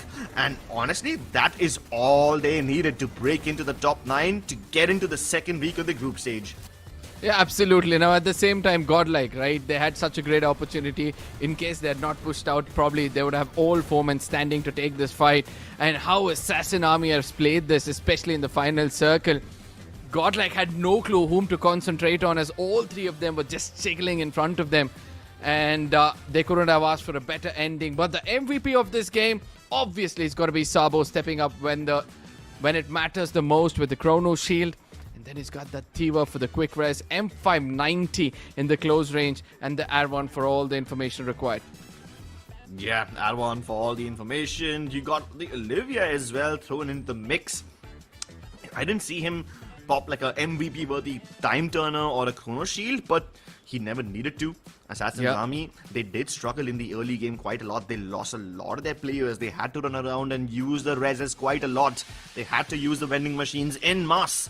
But all their effort pays off finally when they win the booyah, and that too with 30 points. So that's crazy. Let's take a look at their team composition over here. You got Ash using the Zane along with the Luna and the Beastin, but he's not using the Alvaro with the Beastin. He's using the Luna. That is super interesting because he's got the Tiva in the mix as well. So he's like trying to be everything. Like Zane players are generally like the solo duelists, but he's also playing the Tiva, which indicates he's a team player. But he's also using the Beastin, which indicates he's a Grenadier. So I do not know what Ash is up to. That's way too much abilities mixed into one player. But at least Sabo and Hemu still have more conventional ability loadouts. Now, this is where, right, when survivors watch sitting back home and they see something like this take place where you have a Grenadier trying to come up with different combinations, they learn from it. And that's why I love to tell these people to share it among their friends. But for now, let's put the spotlight on Assassin Army for the big win they've got in this game. They've got 30 points in total with 18 eliminations. But the MVP, I mean, this is the team which is starting to shock me in every game they play. 23 eliminations in this one, and even in the previous one they had such a good ending. They actually had a pretty good ending in the previous game as well. Like, they didn't win, but they had a lot of points. And now also, it's almost a 30 bomb from them. They just missed it out by like 1 point. So that's still pretty impressive. 23 eliminations in a lobby where Godlike have the better position It's crazy. And most of those MVP eliminations, they come from the northwestern sector when they were fighting in the Shrines and Oldhampton, and they were basically laying waste to all the third party, fourth party, fifth party scenarios as well. They even repelled away Black Flag Army in that process. So I'm very impressed by MVPs. Look at them. They climbed 4 overall positions in a single game. Now they're at 73. At this point, I think it's safe to say that they are definitely qualifying for the next week. But then you talk about the teams who are in danger. SKILLMAX, Assassin's Army, separated by only 1 point. I mean, SKILLMAX were already in the top 5, but Assassin's Army jumped from the 11th to the 6th spot. They jump up 5 points. Now that is massive. However, now that NEBULA Esports are at 59 and NG Pros are at 54, tied with Black Flag Army, it is starting to get extremely dicey. I mean, NG Pros, I thought that they should be able to, you know, call themselves like, we will be qualifying, no worry. But I am definitely starting to worry about them. I mean, look at that. Westeros is just at 452. They're 2 points away. And if either Westeros or Black Flag Army overtake NG Pros, then one of the best teams in the country, one of the LAN finalists from the previous season, will not make it even to the knockout stage. That would be such a massive upset. Absolutely. Now again, I don't know what's happening with NG Pros. By the looks of it, when they're too aggressive, they're not concentrating on placement points. When they try to survive, they're not unable to, you know, pick up eliminations. For some reason, they need to come in terms with themselves and make sure that yes, the controlled aggression needs to come into play. Get those early eliminations, have a bit of a breather in between, and then try to concentrate on latter games. Probably that could be the best equation they could come up with. NG Pros, I do not want to see them get away from here. I really want them to continue and try to, you know, showcase what they can actually do under pressure in the knockout stages. The same goes for Black Flag Army, because this is also one of those teams who can do so well when it comes to frontal battle. It's just that they need to survive until the end. Exactly. I mean, I don't know if Black Flag Army can make it to the LAN finale, but it would definitely be weird to not see Manu and Badal at a LAN. I mean, Manu in the previous season, I was convinced that he could be the GOAT sniper of India. I thought that he could give people like Pahadi a run for his money, people like Mafia a run for his money, but now you're telling me he's not even going to make it to the knockout stage? That is just incredibly difficult to digest. True. Even Black Flag Army, while I don't expect them to make it to the LAN, I thought they could at least make it to the knockout stage, right? Even they are in danger? Doesn't make sense. Doesn't make sense. Practically thinking doesn't make sense. But at the same time, this shows that how hard this competition is turning out to be. And I just love it. The grassroots level tournament, which brings in so much talent, who are able to adapt to the game so quickly. That is where things are getting better for these teams. But under your experience comes in a lot of pressure, because you are kind of overconfident with your gameplay, but at the same time, you also need to be humbled by those out there so that you can do better. Yes, we look at the game schedule for now in the group stages. Week 1, this is going to be the final map which is going to be played, and the randomizer is going to decide whether NG Pros and Black Flag Army are going to make it or not. Yep. Let's figure out which the random map is going to be, ladies and gentlemen. There's only a few seconds until we find out which one of these maps will be played, which one of them will be the last one, and it is going to be Solara. The map with the zip rails, one of the most dynamic maps and the most difficult to track maps, is going to be the last game of this week of the group stage. I think it's perfect. I think it's the best way to cap off the group stage week 1. Just throw in the Solara map once again to induce a little bit of chaos. You know, amongst the chaos, in case teams in the bottom need some points, they need to target GODLIKE, truth be told.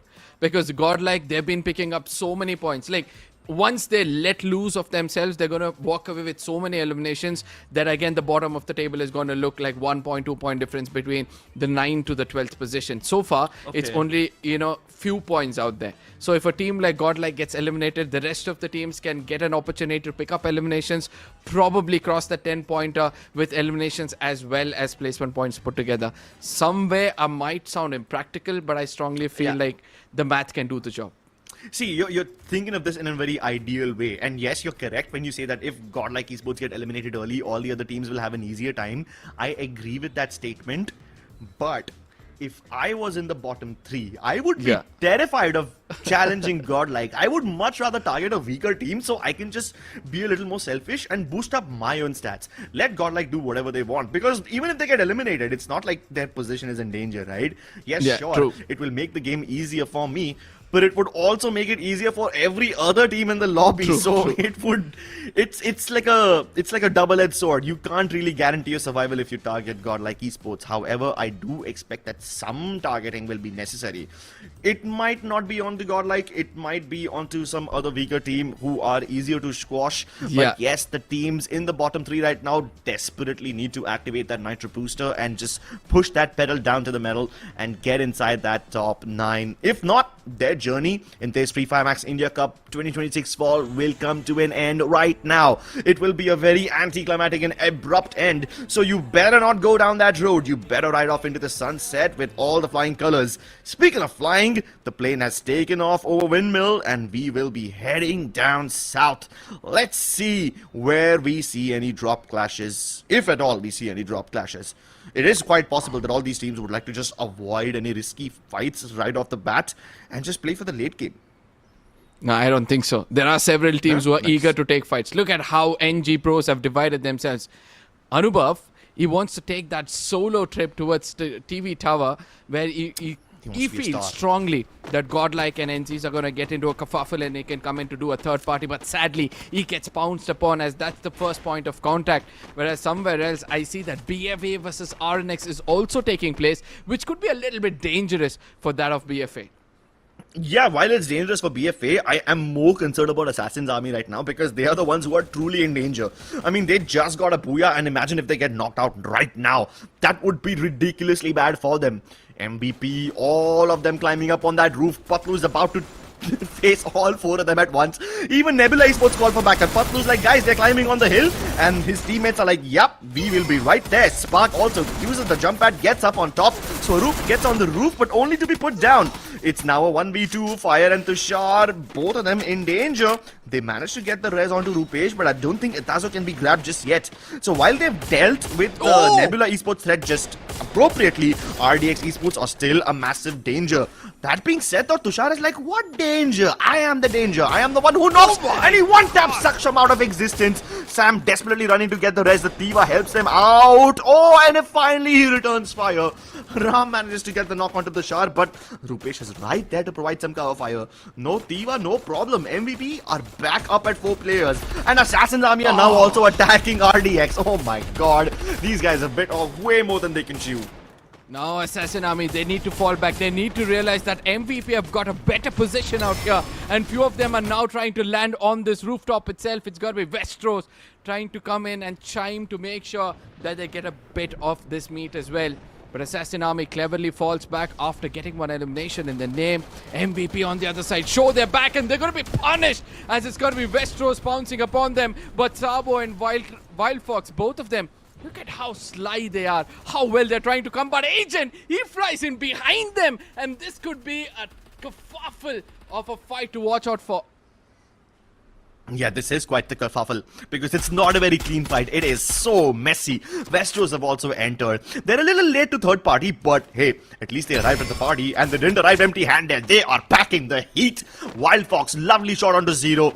Good way to get the knock, but unfortunately, they are in the stables, so they can be revived very, very easily. RDX will have to go for a massive flank in order to get some damage done onto Westeros. And while Killer has become the damage leader for the time being, it's gonna take a hell of a lot more for him to stay up there. Westeros have good splits. They've got 3 players in the stables, but Golden is up over here and he's got angles onto Ash. Ash is just simply not concerned. He's like, I don't want to fight that guy on the roof. Let me just get towards the entrance. Snow is ready to welcome them at the entrance. The time turner pops. Invasion! And Zero gets that spray down onto Ash. Great way to deal with all the threats. I love how Westeros are isolating these gunfights. Westeros suddenly wake up on the right side of the chair. I would say they were in a slumber until now playing this game because, yeah man, see, they had to perform like this from the get-go. Now they're woken up in the final game where they're holding the 10th position. Everybody are desperate to pick up frags. If it was the bet, they would have woken up early in the morning. Well, I hope they had a decent amount of sleep. I hope they are well rested. Because if they don't win this fight, they can probably just kiss qualification goodbye. And then they can sleep as much as they want. They'll be sleeping with the fishes by the time these guys are done. RDX, can they finally make something happen? 9th spot for them, but you know that they want a lot more than this. Nebula Esports, on the other hand, have started fighting Godlike in a completely different part of the map. I believe that battle is happening somewhere near the Casa Vista region, but now that Godlike have already acquired the eliminations, Nebula Esports go towards the aquarium to get those reses once again. But this fight in Riders Club just doesn't end. Like, Westeros and RDX were right here, but they're not fighting each other anymore. They're both definitely aware about each other's presence, but they simply won't pull the trigger. They won't go close enough. None of them want to risk it. That's because they're still inside the circle, right? Why take an unnecessary fight inside the circle? We can still hold on to this position, see whether the next circle forms up somewhere close by. You know, probably that's their call. But yes, both of them decide to fall back from this fight. Eventually, we see that Westeros slide away as RDX ride on the monster truck. And RNX, now they use the binoculars to the same position, try to come in, but NG Pros, Goku, he's not having such a great time as he gets taken down and gets finished off. It's Westeros, sudden jump, and then we see Westeros trying to slide back to another position. Yeah, I mean, Westeros, they avoided that battle in the Riders Club against Black Flag Army, and they were just sliding in peacefully. They didn't realize that they would run into NG Pros. And even when they do so, they actively deal with the threats appropriately.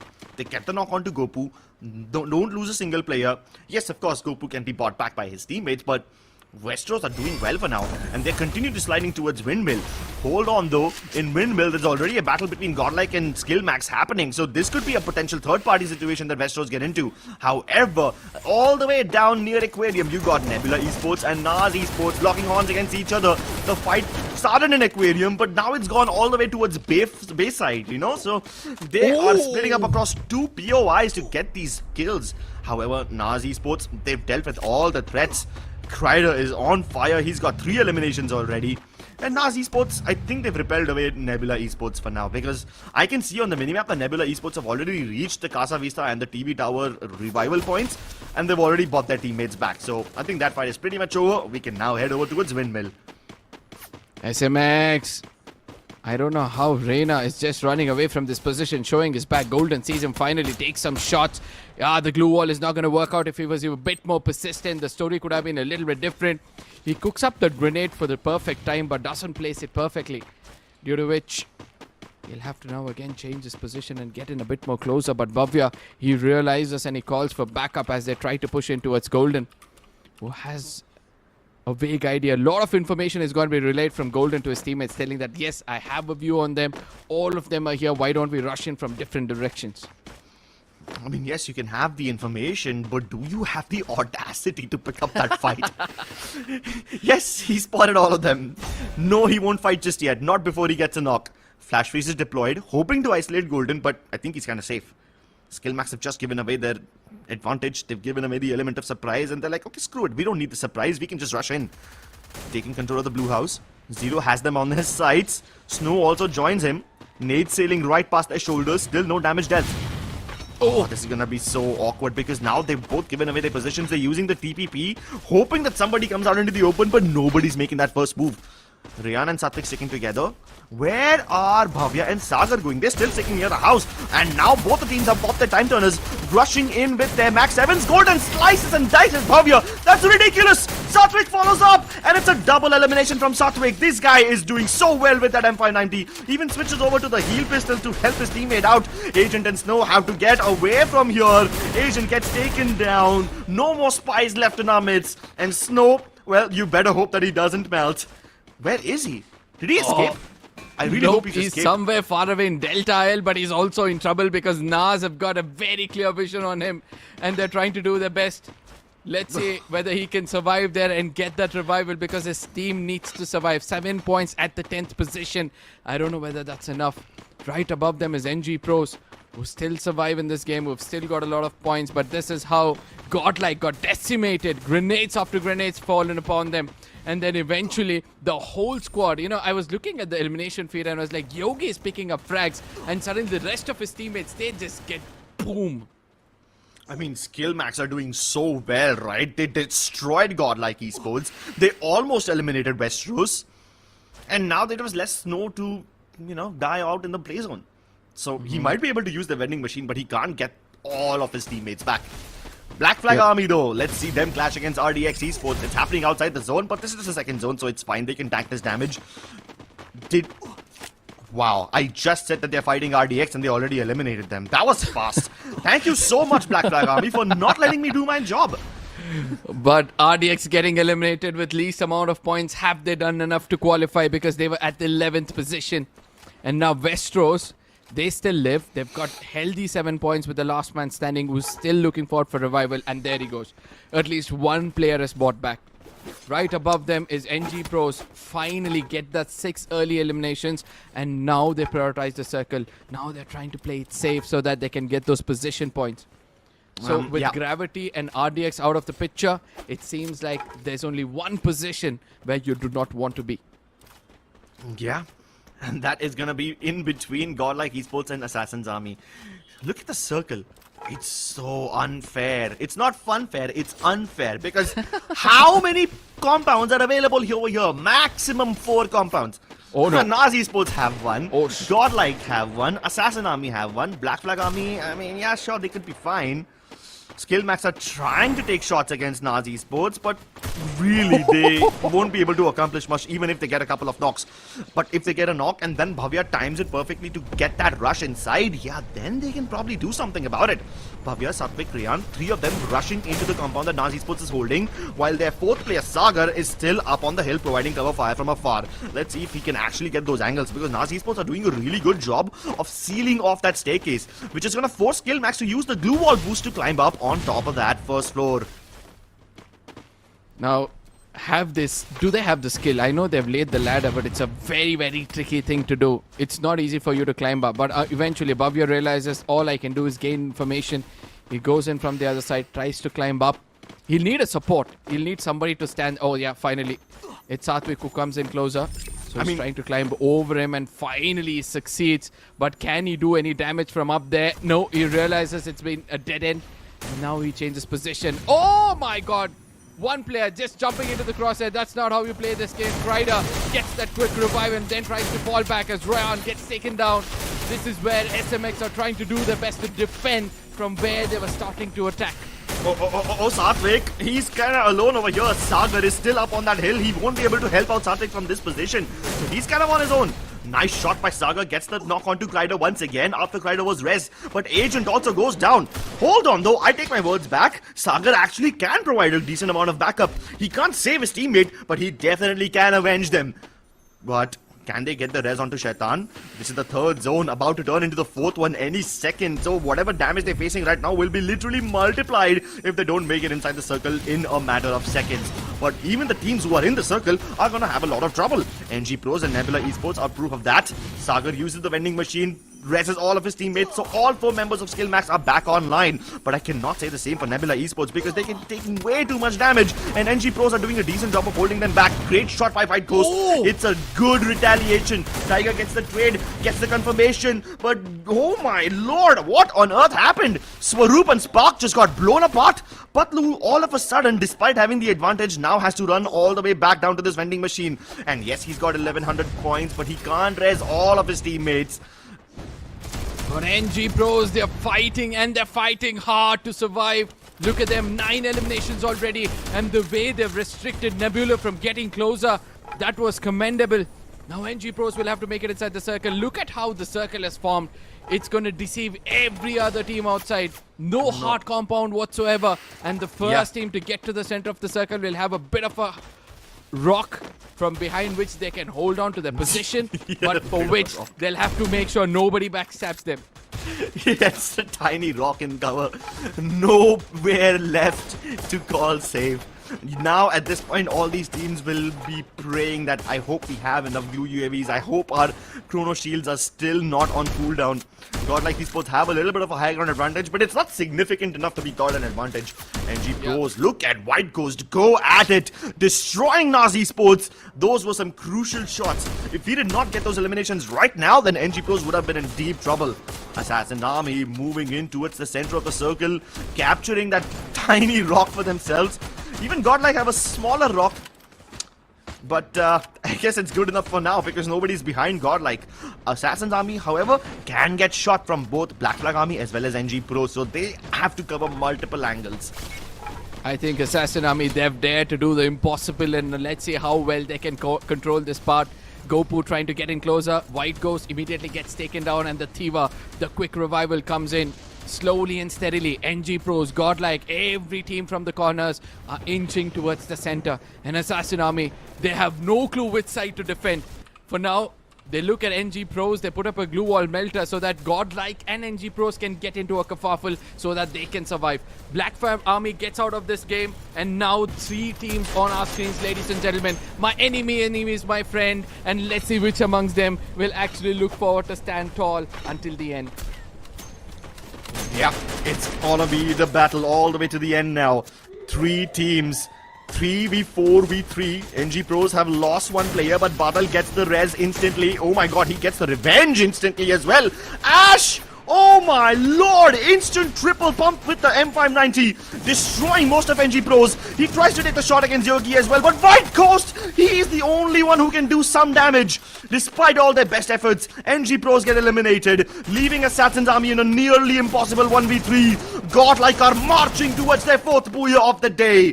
This day belongs to Godlike. 4 Booyahs on the trot, and it seems like these guys are smurfing in the group stage. Oh, absolutely. They're enjoying every bit of it. They did lose 2 Booyahs before this, but I do believe they're not going to bother about it. 100 and probably more than 30, more than 130 points is what they've got in total, and that means this team will be at the top of the overall standing. Look at them, 12 placement points with 11 eliminations. This is how you play when you know the zone is not favoring you. It's so poetic to see that Godlike Esports, despite the zone even though the zone doesn't favor them, they just make sure that they eliminate the teams who are favored by the zone. Assassin's Army had all 4 players alive, and by the time Godlike even turned their attention towards Assassin's Army had lost 3 of them.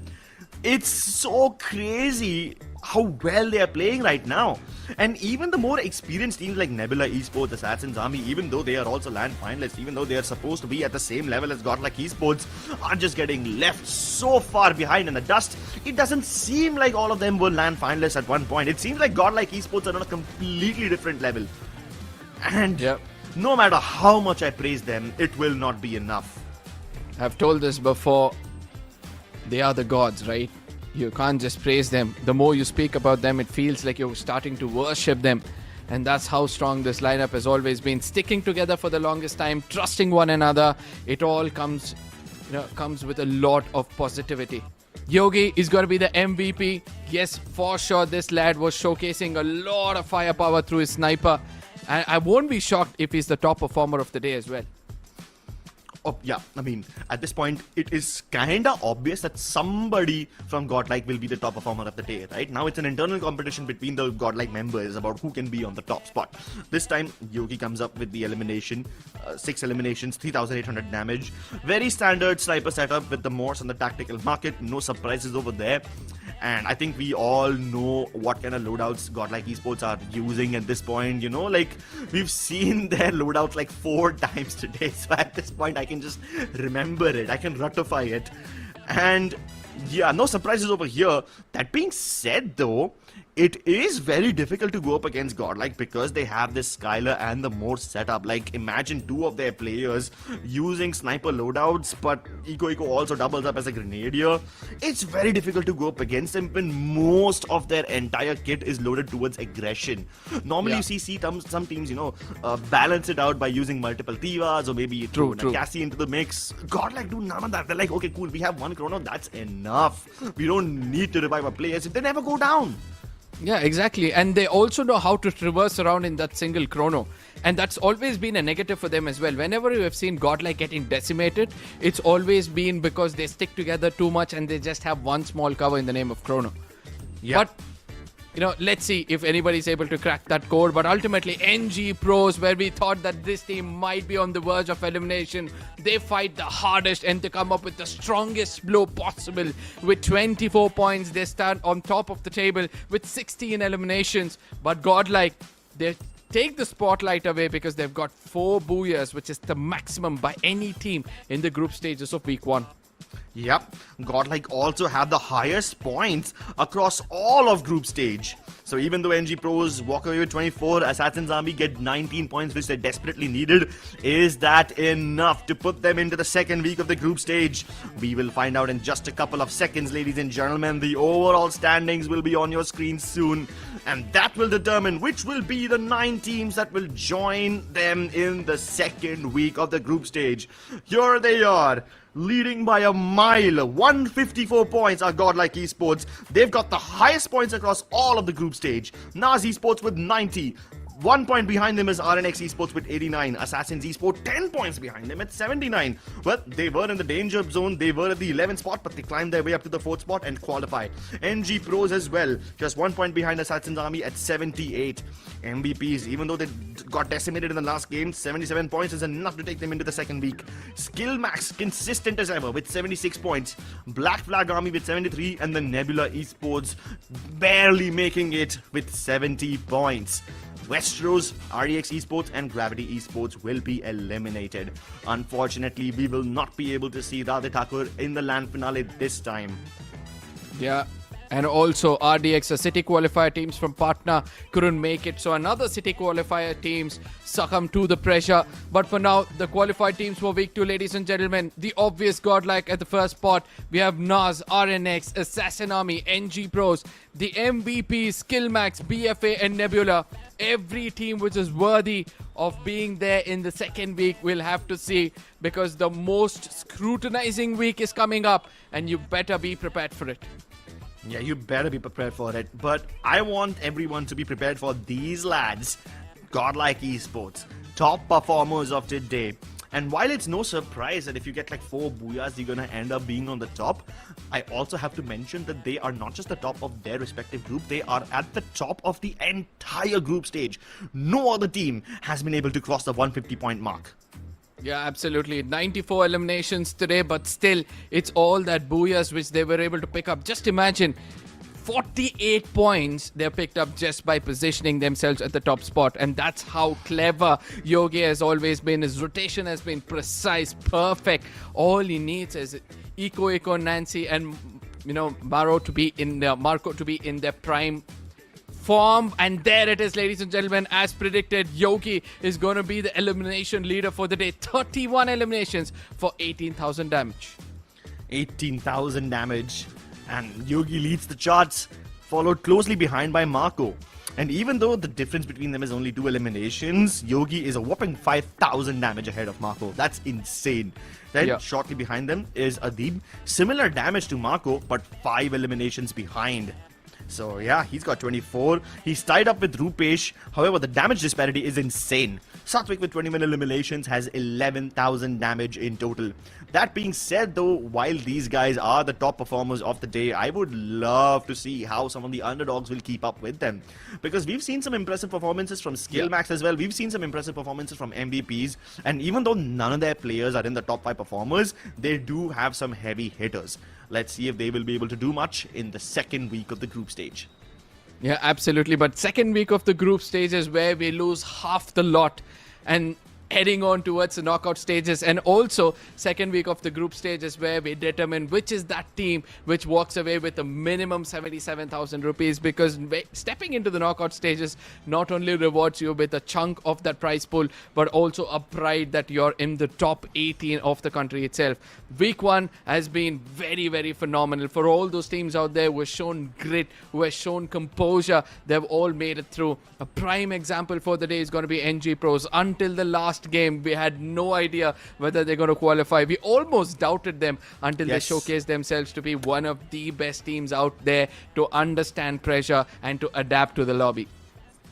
Yeah, ladies and gentlemen, it has been a very, very nail-biting journey for most of these teams over here, because up until last moment, we did not know if NG Pros and NXT will qualify.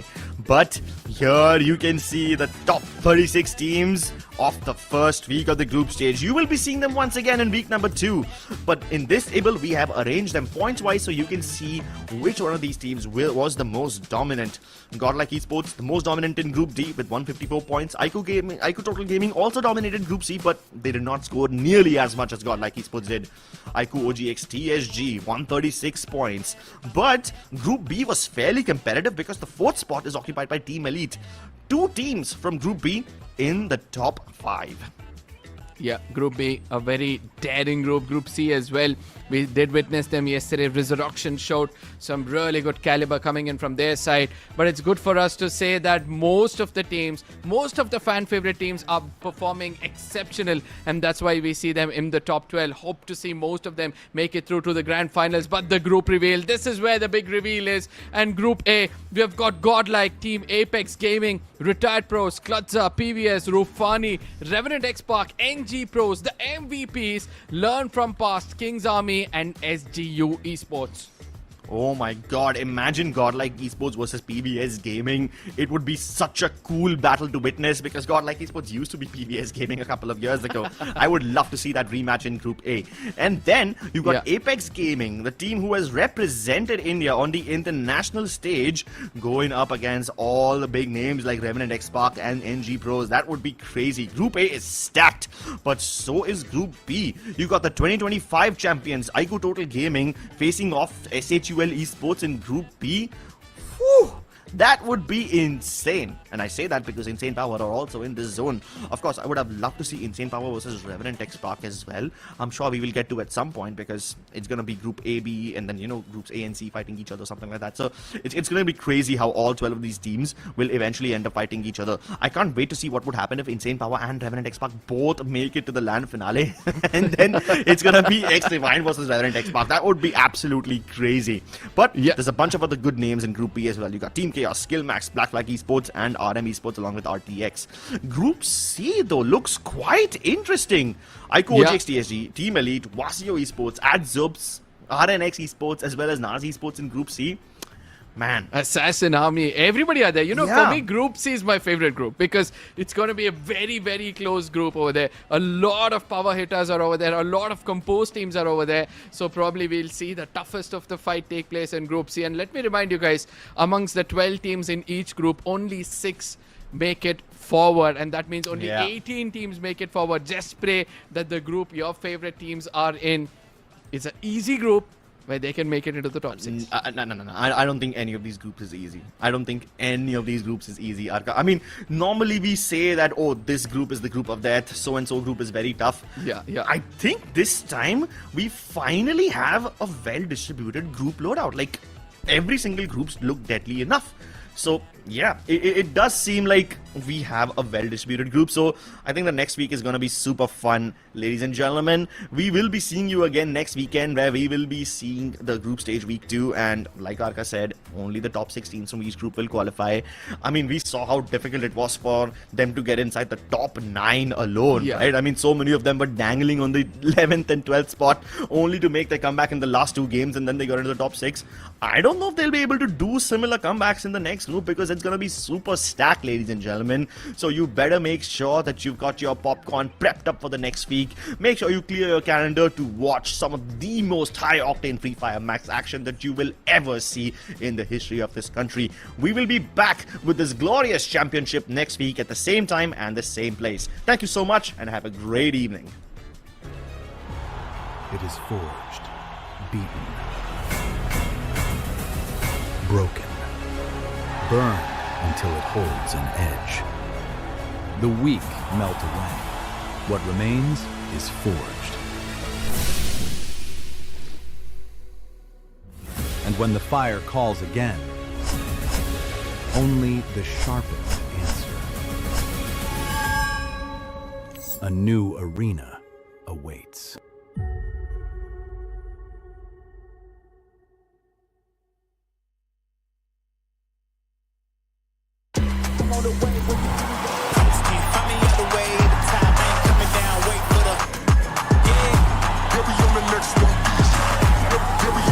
One easy.